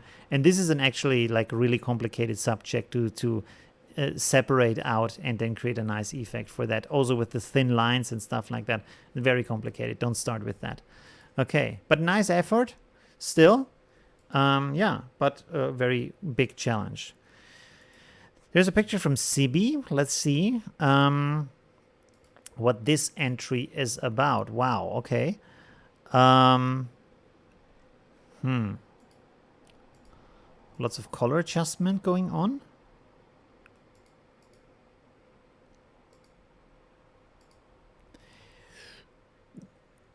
I mean, if you look at the original, it's already kind of separated with the foreground, the background. So the child is sharper, and then there is a distance and the background is blurred. So the depth of field is actually already there. You only probably need to put more contrast and clarity and sharpening on the child and some color grading on all of the picture, and don't need to add the effect unless you want to make it more intense, because there's a lot of stuff here in the background.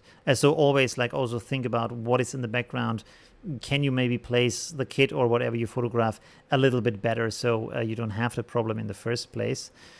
And in this case, the blur doesn't even hide the stuff in the background. So we have this kind of, again, egg shape around the person, where here it's super blurred and it's more like an artistic effect, which can be nice, but you know it's not an actual effect that would happen realistically. So yeah, you can do it, but it's not actually the exercise, if you know what I mean. So, in this case, I would rather adjust the colors and everything in the picture and like put more clarity and sharpening on the child to separate it from the background, because you already have this difference in sharpening. Okay, thank you very much, Sibi, for posting that one. We have two more, I think. Okay, that's good. So this is from Colin. Wow, okay. Artistic effect again, I would say, because yeah, you have again like super much blur here, and then you can see like this is a straight line, so this is not how it would work in the lens, but unless it's like again this kind of artistic lens. But yeah, it's more like an artistic effect.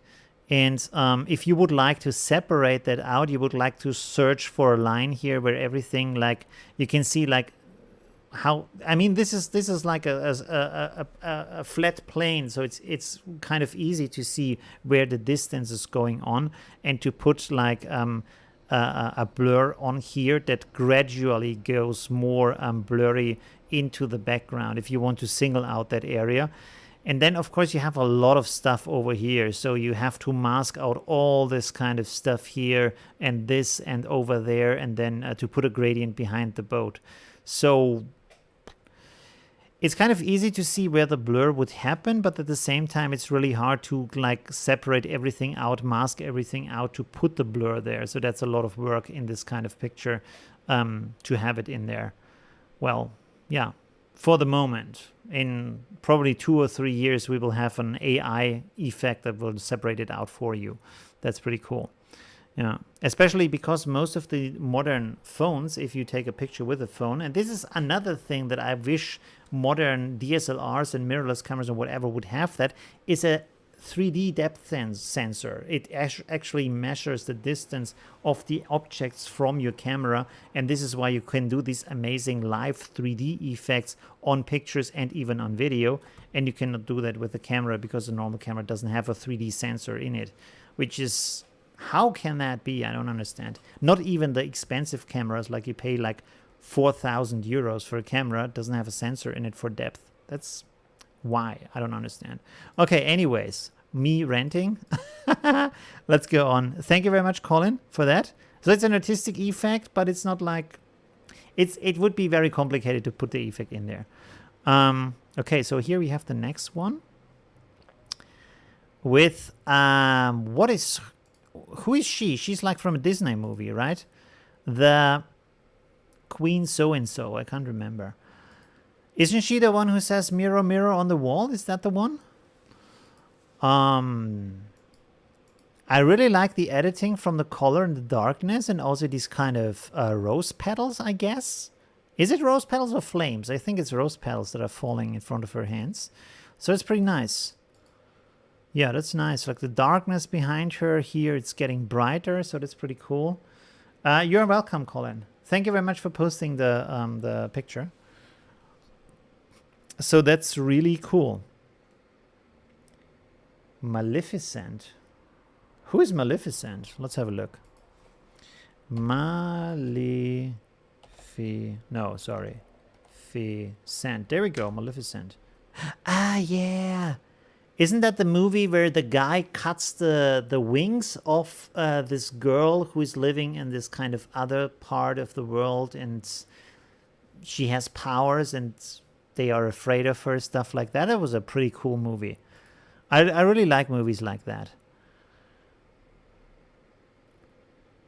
Pretty cool. I think she's the one where they cut the wings. Or did she take the wings for herself? I think she took the wings. It's a pretty cool movie. If you want to watch that, that's yeah, I would suggest you watch that. It's pretty nice. If you like fantasy movies, stuff like that. All right. Yeah. Very nice editing with the darkness here behind her and stuff like that. And also with the blur. Let's make this a little bit bigger here so we can see more of the details in here, also with the original picture. There we go. Yeah, it's pretty nice. So this area is sharp here, so that's pretty cool. And this one, there's a bit of a... Did you mask this away, maybe, this part? That could be. I mean, it's okay if you don't need it in the picture. Otherwise, you could try to go in here and then try to make these lines, for example, and also the other line here back there, this part here, maybe a little bit brighter. You can use, for example, dodge and burn for that. So you get a little bit more readability on these parts here. So you can actually see that wing and it's not fading into the dark of the background. But it's also okay like that if you want to have it like that. So it really depends. I really like how you adjusted the colors of the dress, because here it has these normal just like photo colors, and here it really is like more expressive and like really is more about her character, and really creates a story just through the contrast and the colors that are used. So that's very nice. Pretty cool. Yeah, and this is also something like we talked about on the last live stream, what color grading can do for you, and colors in general in pictures, that they turn everyday objects like the helmet here and stuff like that into actual powerful objects that have a story and have an expression and kind of radiate this kind of energy that makes it a really interesting picture. So that's pretty nice. Thank you for that. Pretty cool. Very nice editing. Also nice separation, I would say, with the blur from the background here, with the tree and such. So that's pretty cool because you don't need these details here, and it's good to hide them so the focus is actually on her. You can see how much attention is grabbed by this part here. You look at that, all the detail stuff, it is in competition with her. It shouldn't be in competition. And here you made it blurry and you made it darker, so there is no way you would look back there and ask yourself, what is back there, you know? So you focus on her and also this powerful tree that's next to her. So that's pretty cool. That's really the way to like go about it and like turn it into a story and guide the eye of the viewer. Okay, thank you very much for that. Pretty cool. We are almost at 2 hours. So I would say like for today, let's chat a little bit more, and we can chat about different topics because it's like too short for editing anything today. Like I said, oh, wait a second, before you go, in case everybody's going now, I want to show you what I'm working on right now. So this is not what I'm working on right now. I mean, it is, but this is not what I wanted to show you. Where's the test ground? That's the test ground. Yeah, there we go. So I'm working on these bokeh overlays and effects that I want to do as the next creative pack that's coming on Saturday. I have to finish everything up and test it and stuff. So this is the original picture, and then there's these bokeh effects on there, and you have these big ones. Let's separate this out a little bit. So in this case, you have this big bokeh effect. Of course, you can like use it on its own, and you can move this around because it's an overlay layer, so you can like really pimp up your pictures. And you can see here, like this is in the face, and you say, well, I don't want to have this in the face, so you can just put a mask on that. Super easy. And then you take your brush and set the brush to black, and then you just paint these parts out. Very easy like that. You can see that this is now hidden like so, and so we don't have this effect on the face. And if you want to edit some more parts, this is this kind of glitter bokeh effects with the smaller lights. So it's just like adding some nice effects, and you can have it as an artistic effects like here, because there wouldn't be a reason for this kind of bokeh effect in there, but it just looks good. Or you can edit in a way where it fits, like for example a night photo of a city, stuff like that. And then here I added also some extra light in there. You can see like these glowing light discs, so you just have this a little bit more shiny, cool light effect. So this is what I'm doing, preparing this as a creative pack. So you have all these kind of overlays, and then also with an online tutorial where I explain how I do all these kind of things and why I do them in a certain way, so you get this kind of look. Okay, so that's that. And of course, like, thank you very much, Linda, for liking the glitter. You can also just use the glitter like this, whatever you want to do with that. So you're completely free with that. And here I removed some glitter from the middle because actually the texture is completely filled with this glitter. It would look like this normally. And then I just erased some parts over the face, so you can have it like this, as you can do whatever you want with that. It's very, very versatile. Okay, so that's that for, yeah, what I'm going to do. And you can do some really cool looks, as I said. Like, I would say, like from the original picture, you can turn just a normal portrait into something really cool and individual that fits your style and your purpose. So that's very nice. All right, let's talk about I don't know, stuff. Whoops, my screen. Okay, my screen is still working. There we go. So we have some more time. Yeah, I'm looking forward to that pack too. It's always like every time I create a pack for you, I'm getting really excited and really like it's so much fun to build that for you and to experiment around with that and think what kind of stuff should be in there, what kind of things do you need to put all these things together to get a really nice look from that and make it very versatile. Because this is always the most important part for me, is that you not only get a thing where you can have like, you put it on the picture and it's a one-trick pony, but you can be like really versatile and do a lot of adjustments so it fits your own style. So you use it as a tool to create your own things rather than just looks like something else, you know? So that's really important to me. Okay. What was the, at the beginning, I was suggesting 2 topics to talk about. What was one? Okay, like let's just put this to the vote. So one was about The one topic was what kind of tools should you get when you're a beginner? So that could be one question. We can talk about that. And the other one is kind of the changing economy for photographers and how to use that, how to like get used to that, basically. So these are the two topics, choice of tools and new economy. Let me know in the chat what kind of things we should talk about. We have some more minutes. Let's go for another 20 minutes or so. So let me know in the chat. Do you have any dreamy fantasy packs? Not specifically. I do have. I do actually have. I have Mythical Light. The one version 1 is more how to say, colorful. I can link them. Let me give me a second so I can link them in the chat. So this is not what I'm linking right now. It's not this kind of bouquet thing because I'm, or bokeh thing, because I'm creating that for Saturday. Wait a second. Mythical gradients.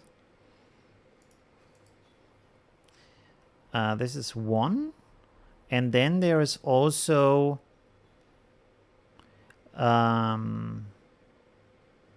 Glorious Lights is also nice, where you can create this kind of light effects. So you can have a look at this one here. One second. You can have a look at this one here, which is gradients. And this other one here that create these light leak effects. So that can also create some pretty cool stuff. And by the way, these two packs work really well together with the with the bokeh effects that I'm creating right now, because you can do add some additional things in there. So that's pretty good. Okay. So what kind of topic should we talk about? Let me know in the chat. What do you think is more interesting to talk about? Yeah. Concert light pack would be cool. What is a concert light? Metal rock photographer. I wonder if you could make that. Oh, you mean like these kind of light rays, like colorful light rays? I was thinking about doing light rays because that seems like a very interesting topic to be able to, yeah, to just create these kind of different light rays. I have a pack, it's called Laser Delight, and you can do these kind of light effects in there. Also with the, you can download the free versions of the, of this pack that I just linked. And the other one I will link right now with the laser light effects that could also work for that. And there's free versions where you can just test if this makes sense for you or not. Give me a second. There we go. Okay. So you can try these out. In the free version, see if it works, and that if you want to get one of the premium versions. All right. So what kind of, either we talk about one of these topics or you can ask me questions. We can talk about other things if you want to. Again, new economy or tools. What tools should you get as a beginner? That was a question I was talking about with one of my followers today on the Facebook. And yeah, or any kind of other questions you have. And like I said, I'm cutting my stream today a little bit shorter because I want to work more on this pack for Saturday. Yeah, so that's the main reason. All right. What do you want to do? Let me know. Is there such a big delay in my video? I don't know. Maybe it is. I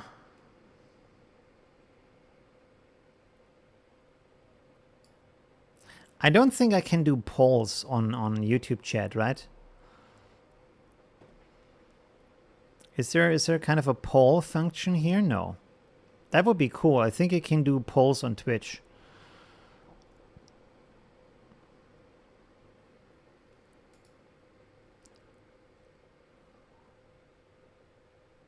Timestamp, send feedback, no.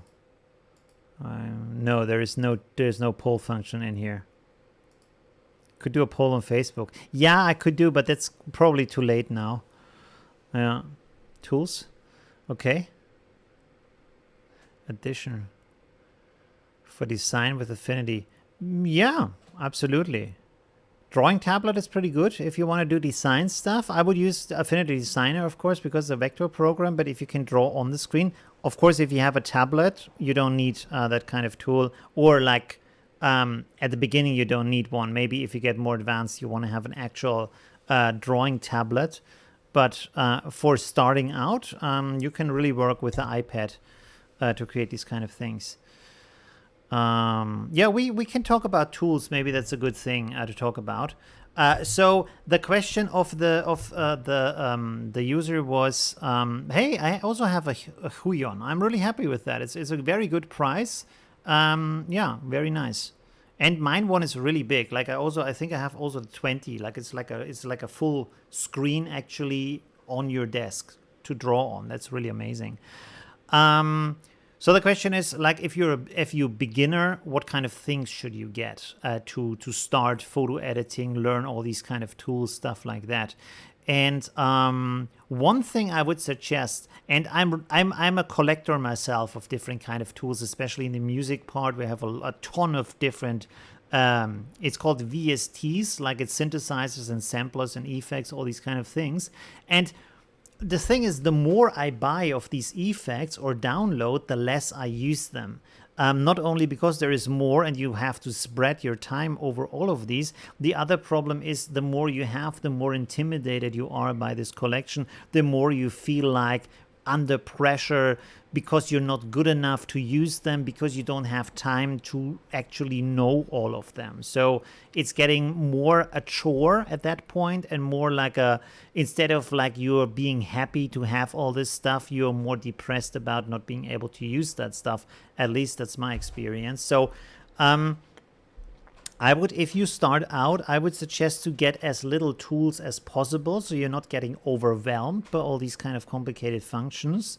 And also to not try to learn all of them at the same time and everything about them at the same time. So rather start with easy tasks that can be easily managed. And if you want to figure out, well, what should I invest in first? What should I buy first?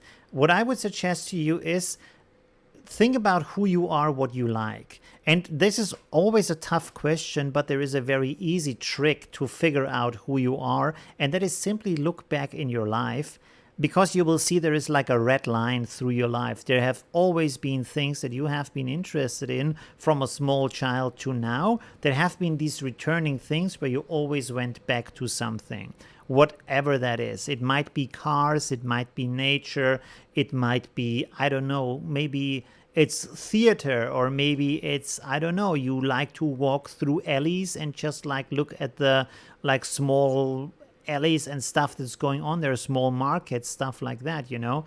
So there is topics that interest you. And also if you like figured out, okay, hey, I'm a guy who likes to be in nature, and I'm interested about, for example, I like these small how do you say, mushrooms and grasses and what is it called, moss.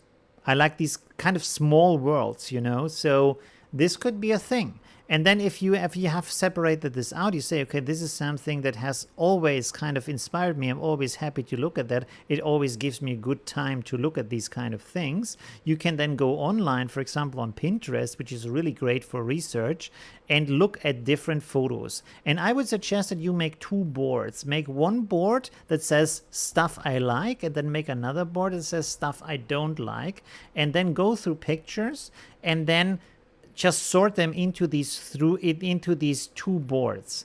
And afterwards, look at them and see an overview of the stuff you like, an overview of the stuff you don't really like that much. And this will give you kind of a good, how do you say, eagle eye view on the average stuff that you find nice and the average stuff you don't find nice, because often it's not so easy to separate out what is it actually I'm going for, what is actually my style. But then just like if you do this for a week or something, every day you just pick some pictures and put them in there. You can do it on your phone, for example. You will then collect a lot of pictures and then just get an average view on the stuff that inspires you, stuff that doesn't inspire you.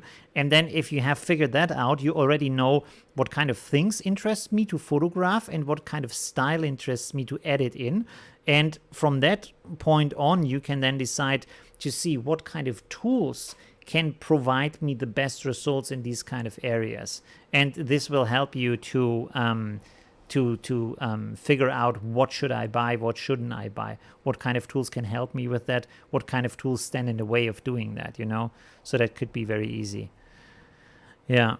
And good guidance, because it's based on your own needs, it's based on your own experience, without having to sit down and ask yourself tough questions. You just see what has happened with myself over the recent years in my life. So yeah, tripod is also good. Yeah, if you need like this, again, it depends on what you want to do. Like if you like sports and action photos, a tripod is not what you need for that. But if you like night photography, a tripod is something you really need for that.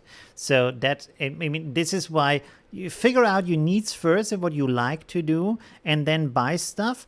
And I would also suggest to not like just spend a lot of money on stuff. Go small first, like spend a little bit of money and see, is it what you actually want, and then upgrade, you know? Like I'm not a fan of this kind of thing where they say, oh, if you buy cheap, you buy twice. Doesn't matter if you buy twice. It's rather you buy twice and you spend like 200 on a lens instead of 3,000 on a lens. Because if you spend the 3,000 and you figure out you don't need that lens, well, you have a $3,000 lens now. And if you have a $200 lens, you can still say, well, I thought macro photography is my thing, but now I'm just like seeing I don't need that. I just like, or you can rent it. You know, that's also a good thing you can do. It's not cheap, but you can do it. Like instead of spending on a really expensive kind of tool, you can rent it for a day and see if you actually like that, if it gives you the results you imagined, or maybe it's just more like a gimmick or something that you actually don't need. You know, like for example, with my drone, I went for the small Mavic Mini, and it's okay. And I figured out I'm not the guy who went out every day to film with that. So I'm really happy I didn't spend 2,000 on a big drone. I only bought a small drone, which is a lot cheaper. So that's very good. And I can still use it. That's good. I didn't lose anything on that, you know. So that's pretty good. Yeah.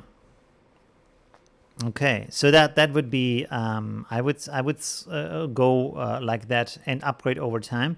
Also, another thing is when you start smaller, you can figure out your needs in the sense of how do you use the tools and what upsides or downsides these tools have, which is also good again with renting. For example, a Canon and a Nikon and a Sony are built in a different way. They have the buttons on different places. The menu is structured in a different way. So maybe you think the Sony camera makes really amazing pictures, but you just hate how the menu works. You just don't want to work. You look at the camera and it just like makes you feel sick because it's just the way it handles. It's not how you want to handle it. So maybe you choose another camera where you're really happy about the handling. Maybe the pictures are not as good as you have with the other camera, but you really enjoy using that tool. This is also very important. Like it should be fun to you to use it, should be easy to use it. Some things you can overcome over time, of course,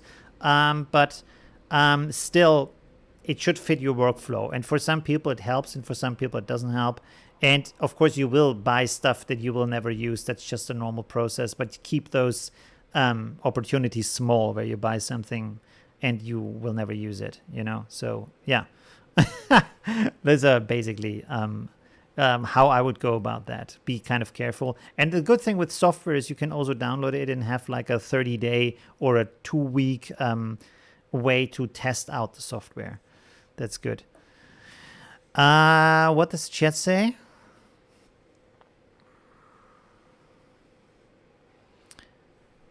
Just got a new 1.8 lens for 900 with a warranty. Yeah, that's pretty cool. That's very good. So it's I guess it's a used lens. When you say with a warranty, it's probably a used lens. So that's pretty cool. And this, by the way, this is also an interesting thing to think about. If you have a lens, like you say, 1.8 or 1.4 or anything like that, and it's really strong with light, that is amazing. But you might also find out that if you have this kind of lens, you will always have this kind of very blurry background. And if you don't want to have that, you want to work with a different lens. So sometimes these lenses, even if they are very powerful, for some usages, they are not as useful. For example, let's say you want to do vlogging with it, like videos where you hold the camera, you film yourself, and everything behind you is super blurry all the time. You can't show people what's going on behind you. So for that purpose, actually not as good. And this is something which was really important for me, because I was thinking about what kind of camera should I get if I want to do this kind of thing. And then someone said, hey, this is a really cool, like it's nice if it's low light and you have a lot of light in your camera, but any other purpose like that, if you film, it's just not going to look good behind you. So rather go for one that has f4, for example, or other that really gives you like a detailed background and you in the focus at the same time. So different purposes, different use cases need different gear. So it's really interesting to think about these things and test around, see what you need, what you want to do with that. So it's pretty interesting. Rainmaker says the important thing is to read the reviews when you are learning, as some cheaper lenses are not that bad at all. Yeah, that's also, yeah, true.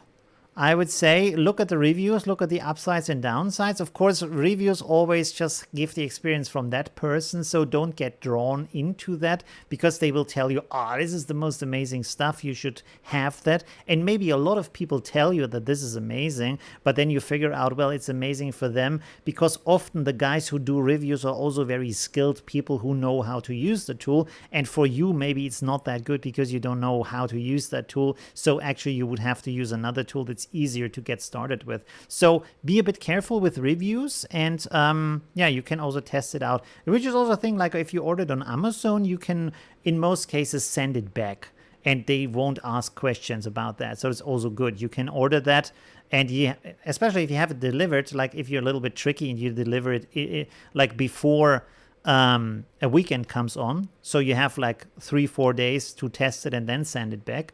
That's good. And then you don't even have to pay for renting it. So this is also a way you can go about that. But cheaper tools can be good.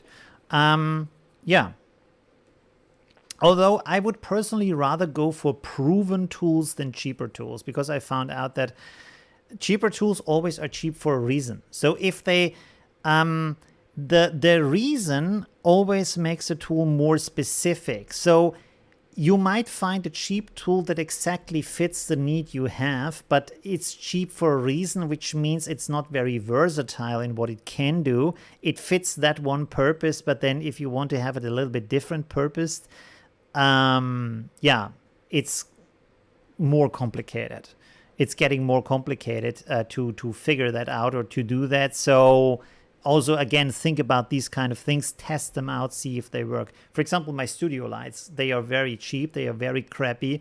I cannot adjust them in any way. I can just like pull them closer or further away. So I have to replace them at some point. It was good because, like, again, start small, spend on stuff, and then see what you need. So I'm happy I didn't buy like $500 lights at the beginning. But now that I have used them for, I think, a year or so, I know what I need in a better light. So this is also good. I have this kind of crappy light, and I couldn't make it better. I can do some stuff. I can put a cello on it to change the color, stuff like that. But now, from the experience of moving it around, I have a lot better grip on what I would look for in a light and how I would test the quality of a light for me. So this can also be good. John says, I started with a cheap Canon 700D with a 50mm lens discovered. I loved it, got better, and started in concert photography. Now I work for a rock metal magazine. Now I'm mirrorless. Yeah, so that's pretty good. Start with simple gear, with cheap gear, and see, like, do you like it? Is it what you need? And then if you max it out, if you say, hey, now I need something better, you can upgrade in the areas where you need that. So that's pretty good to go like that. Yeah.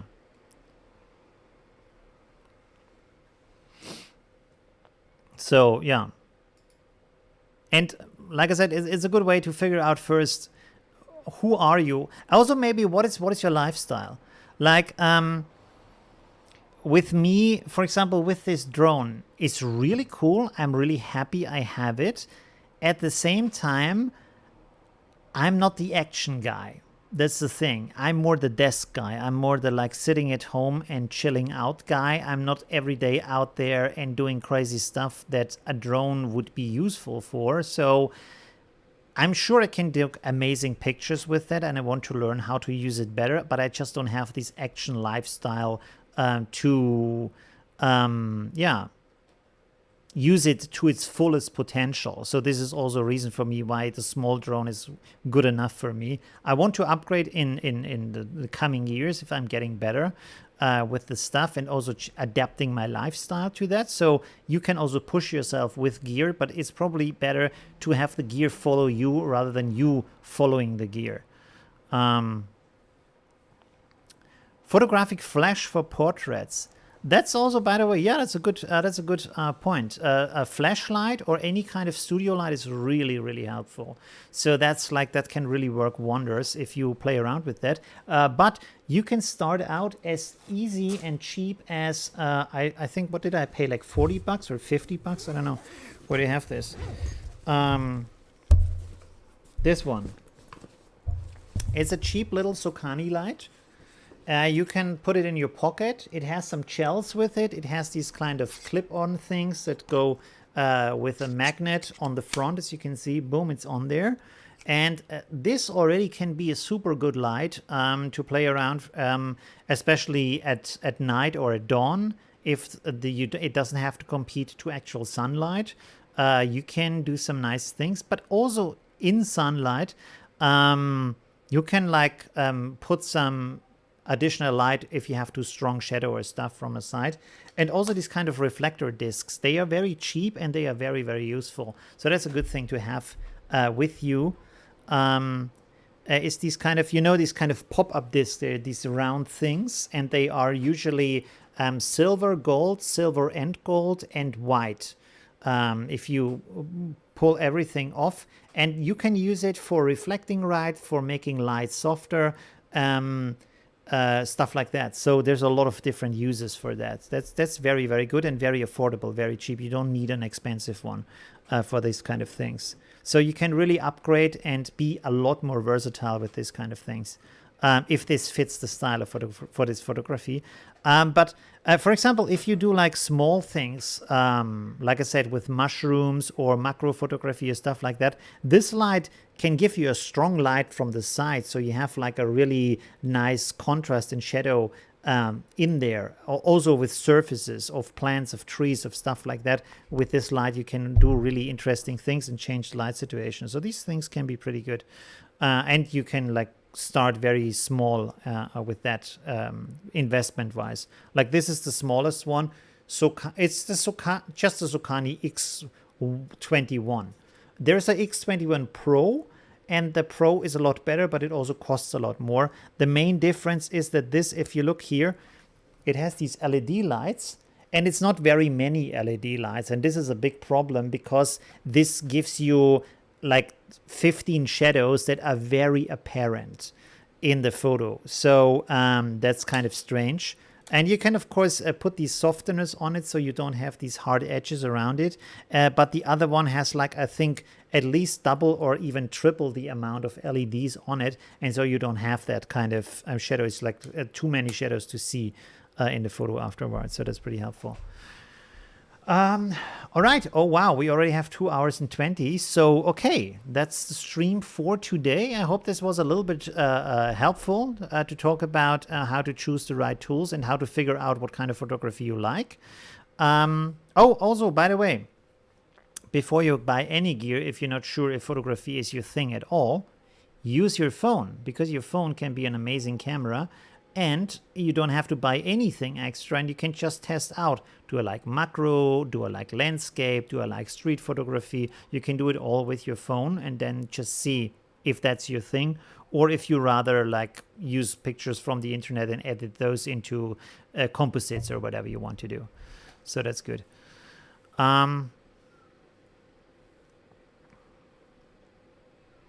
What is the difference on photography with constant artificial light and with flashlight? Well, the biggest difference, of course, is that constant artificial light is something you can see and adjust, and a flashlight you can't see until you have taken the photo. So you have to basically like just test around, play around until you get a good photo, while with the artificial light you can set it up until you're happy and then take the photos, and it's a constant light in there. So yeah, that's a huge benefit to have if you're able to do that. The downside, of course, is you have to set up the light until you're happy, and with the flash you're a little bit more versatile, I would say. Especially like because a flash usually is small and powerful, so you can hold it basically in your hand and just move it around, while these studio lights are mostly like these huge boxes that you have on a tripod, so you can't move it around as easily. And also outside you would have to have a kind of a generator or like a huge battery with you to power these lights, while with your flashlight you just have one or two lights. My cat just kicked something over. Okay. Yeah, so that's, but you, like I said, you can get these super cheap lights. They are not amazing. They are actually pretty bad, but they will give you a good starting point to play around with light and get used to it and figure out what you actually need. And then you can go with these needs to your photo store or online and ask very precise questions about, hey, can it do this? Can I, like, I don't know, all these kind of things, like dim then and change the temperature of the light and the color of the light. And like you can think about, do I need a box light or a ring light? Or there's a lot of different kind of lights you want to have. So that's interesting. Yeah. Okay. Thank you very much for today. Sorry that the stream is a little bit shorter today, but like I said, I want to prepare a really cool creative pack for you. So I will keep on working today to make everything ready for you. Thank you very much. And yeah, thanks for joining. Have a good day, have a good night, and see you in the next video on Saturday. Yes, on Saturday. Awesome. Thank you. Bye.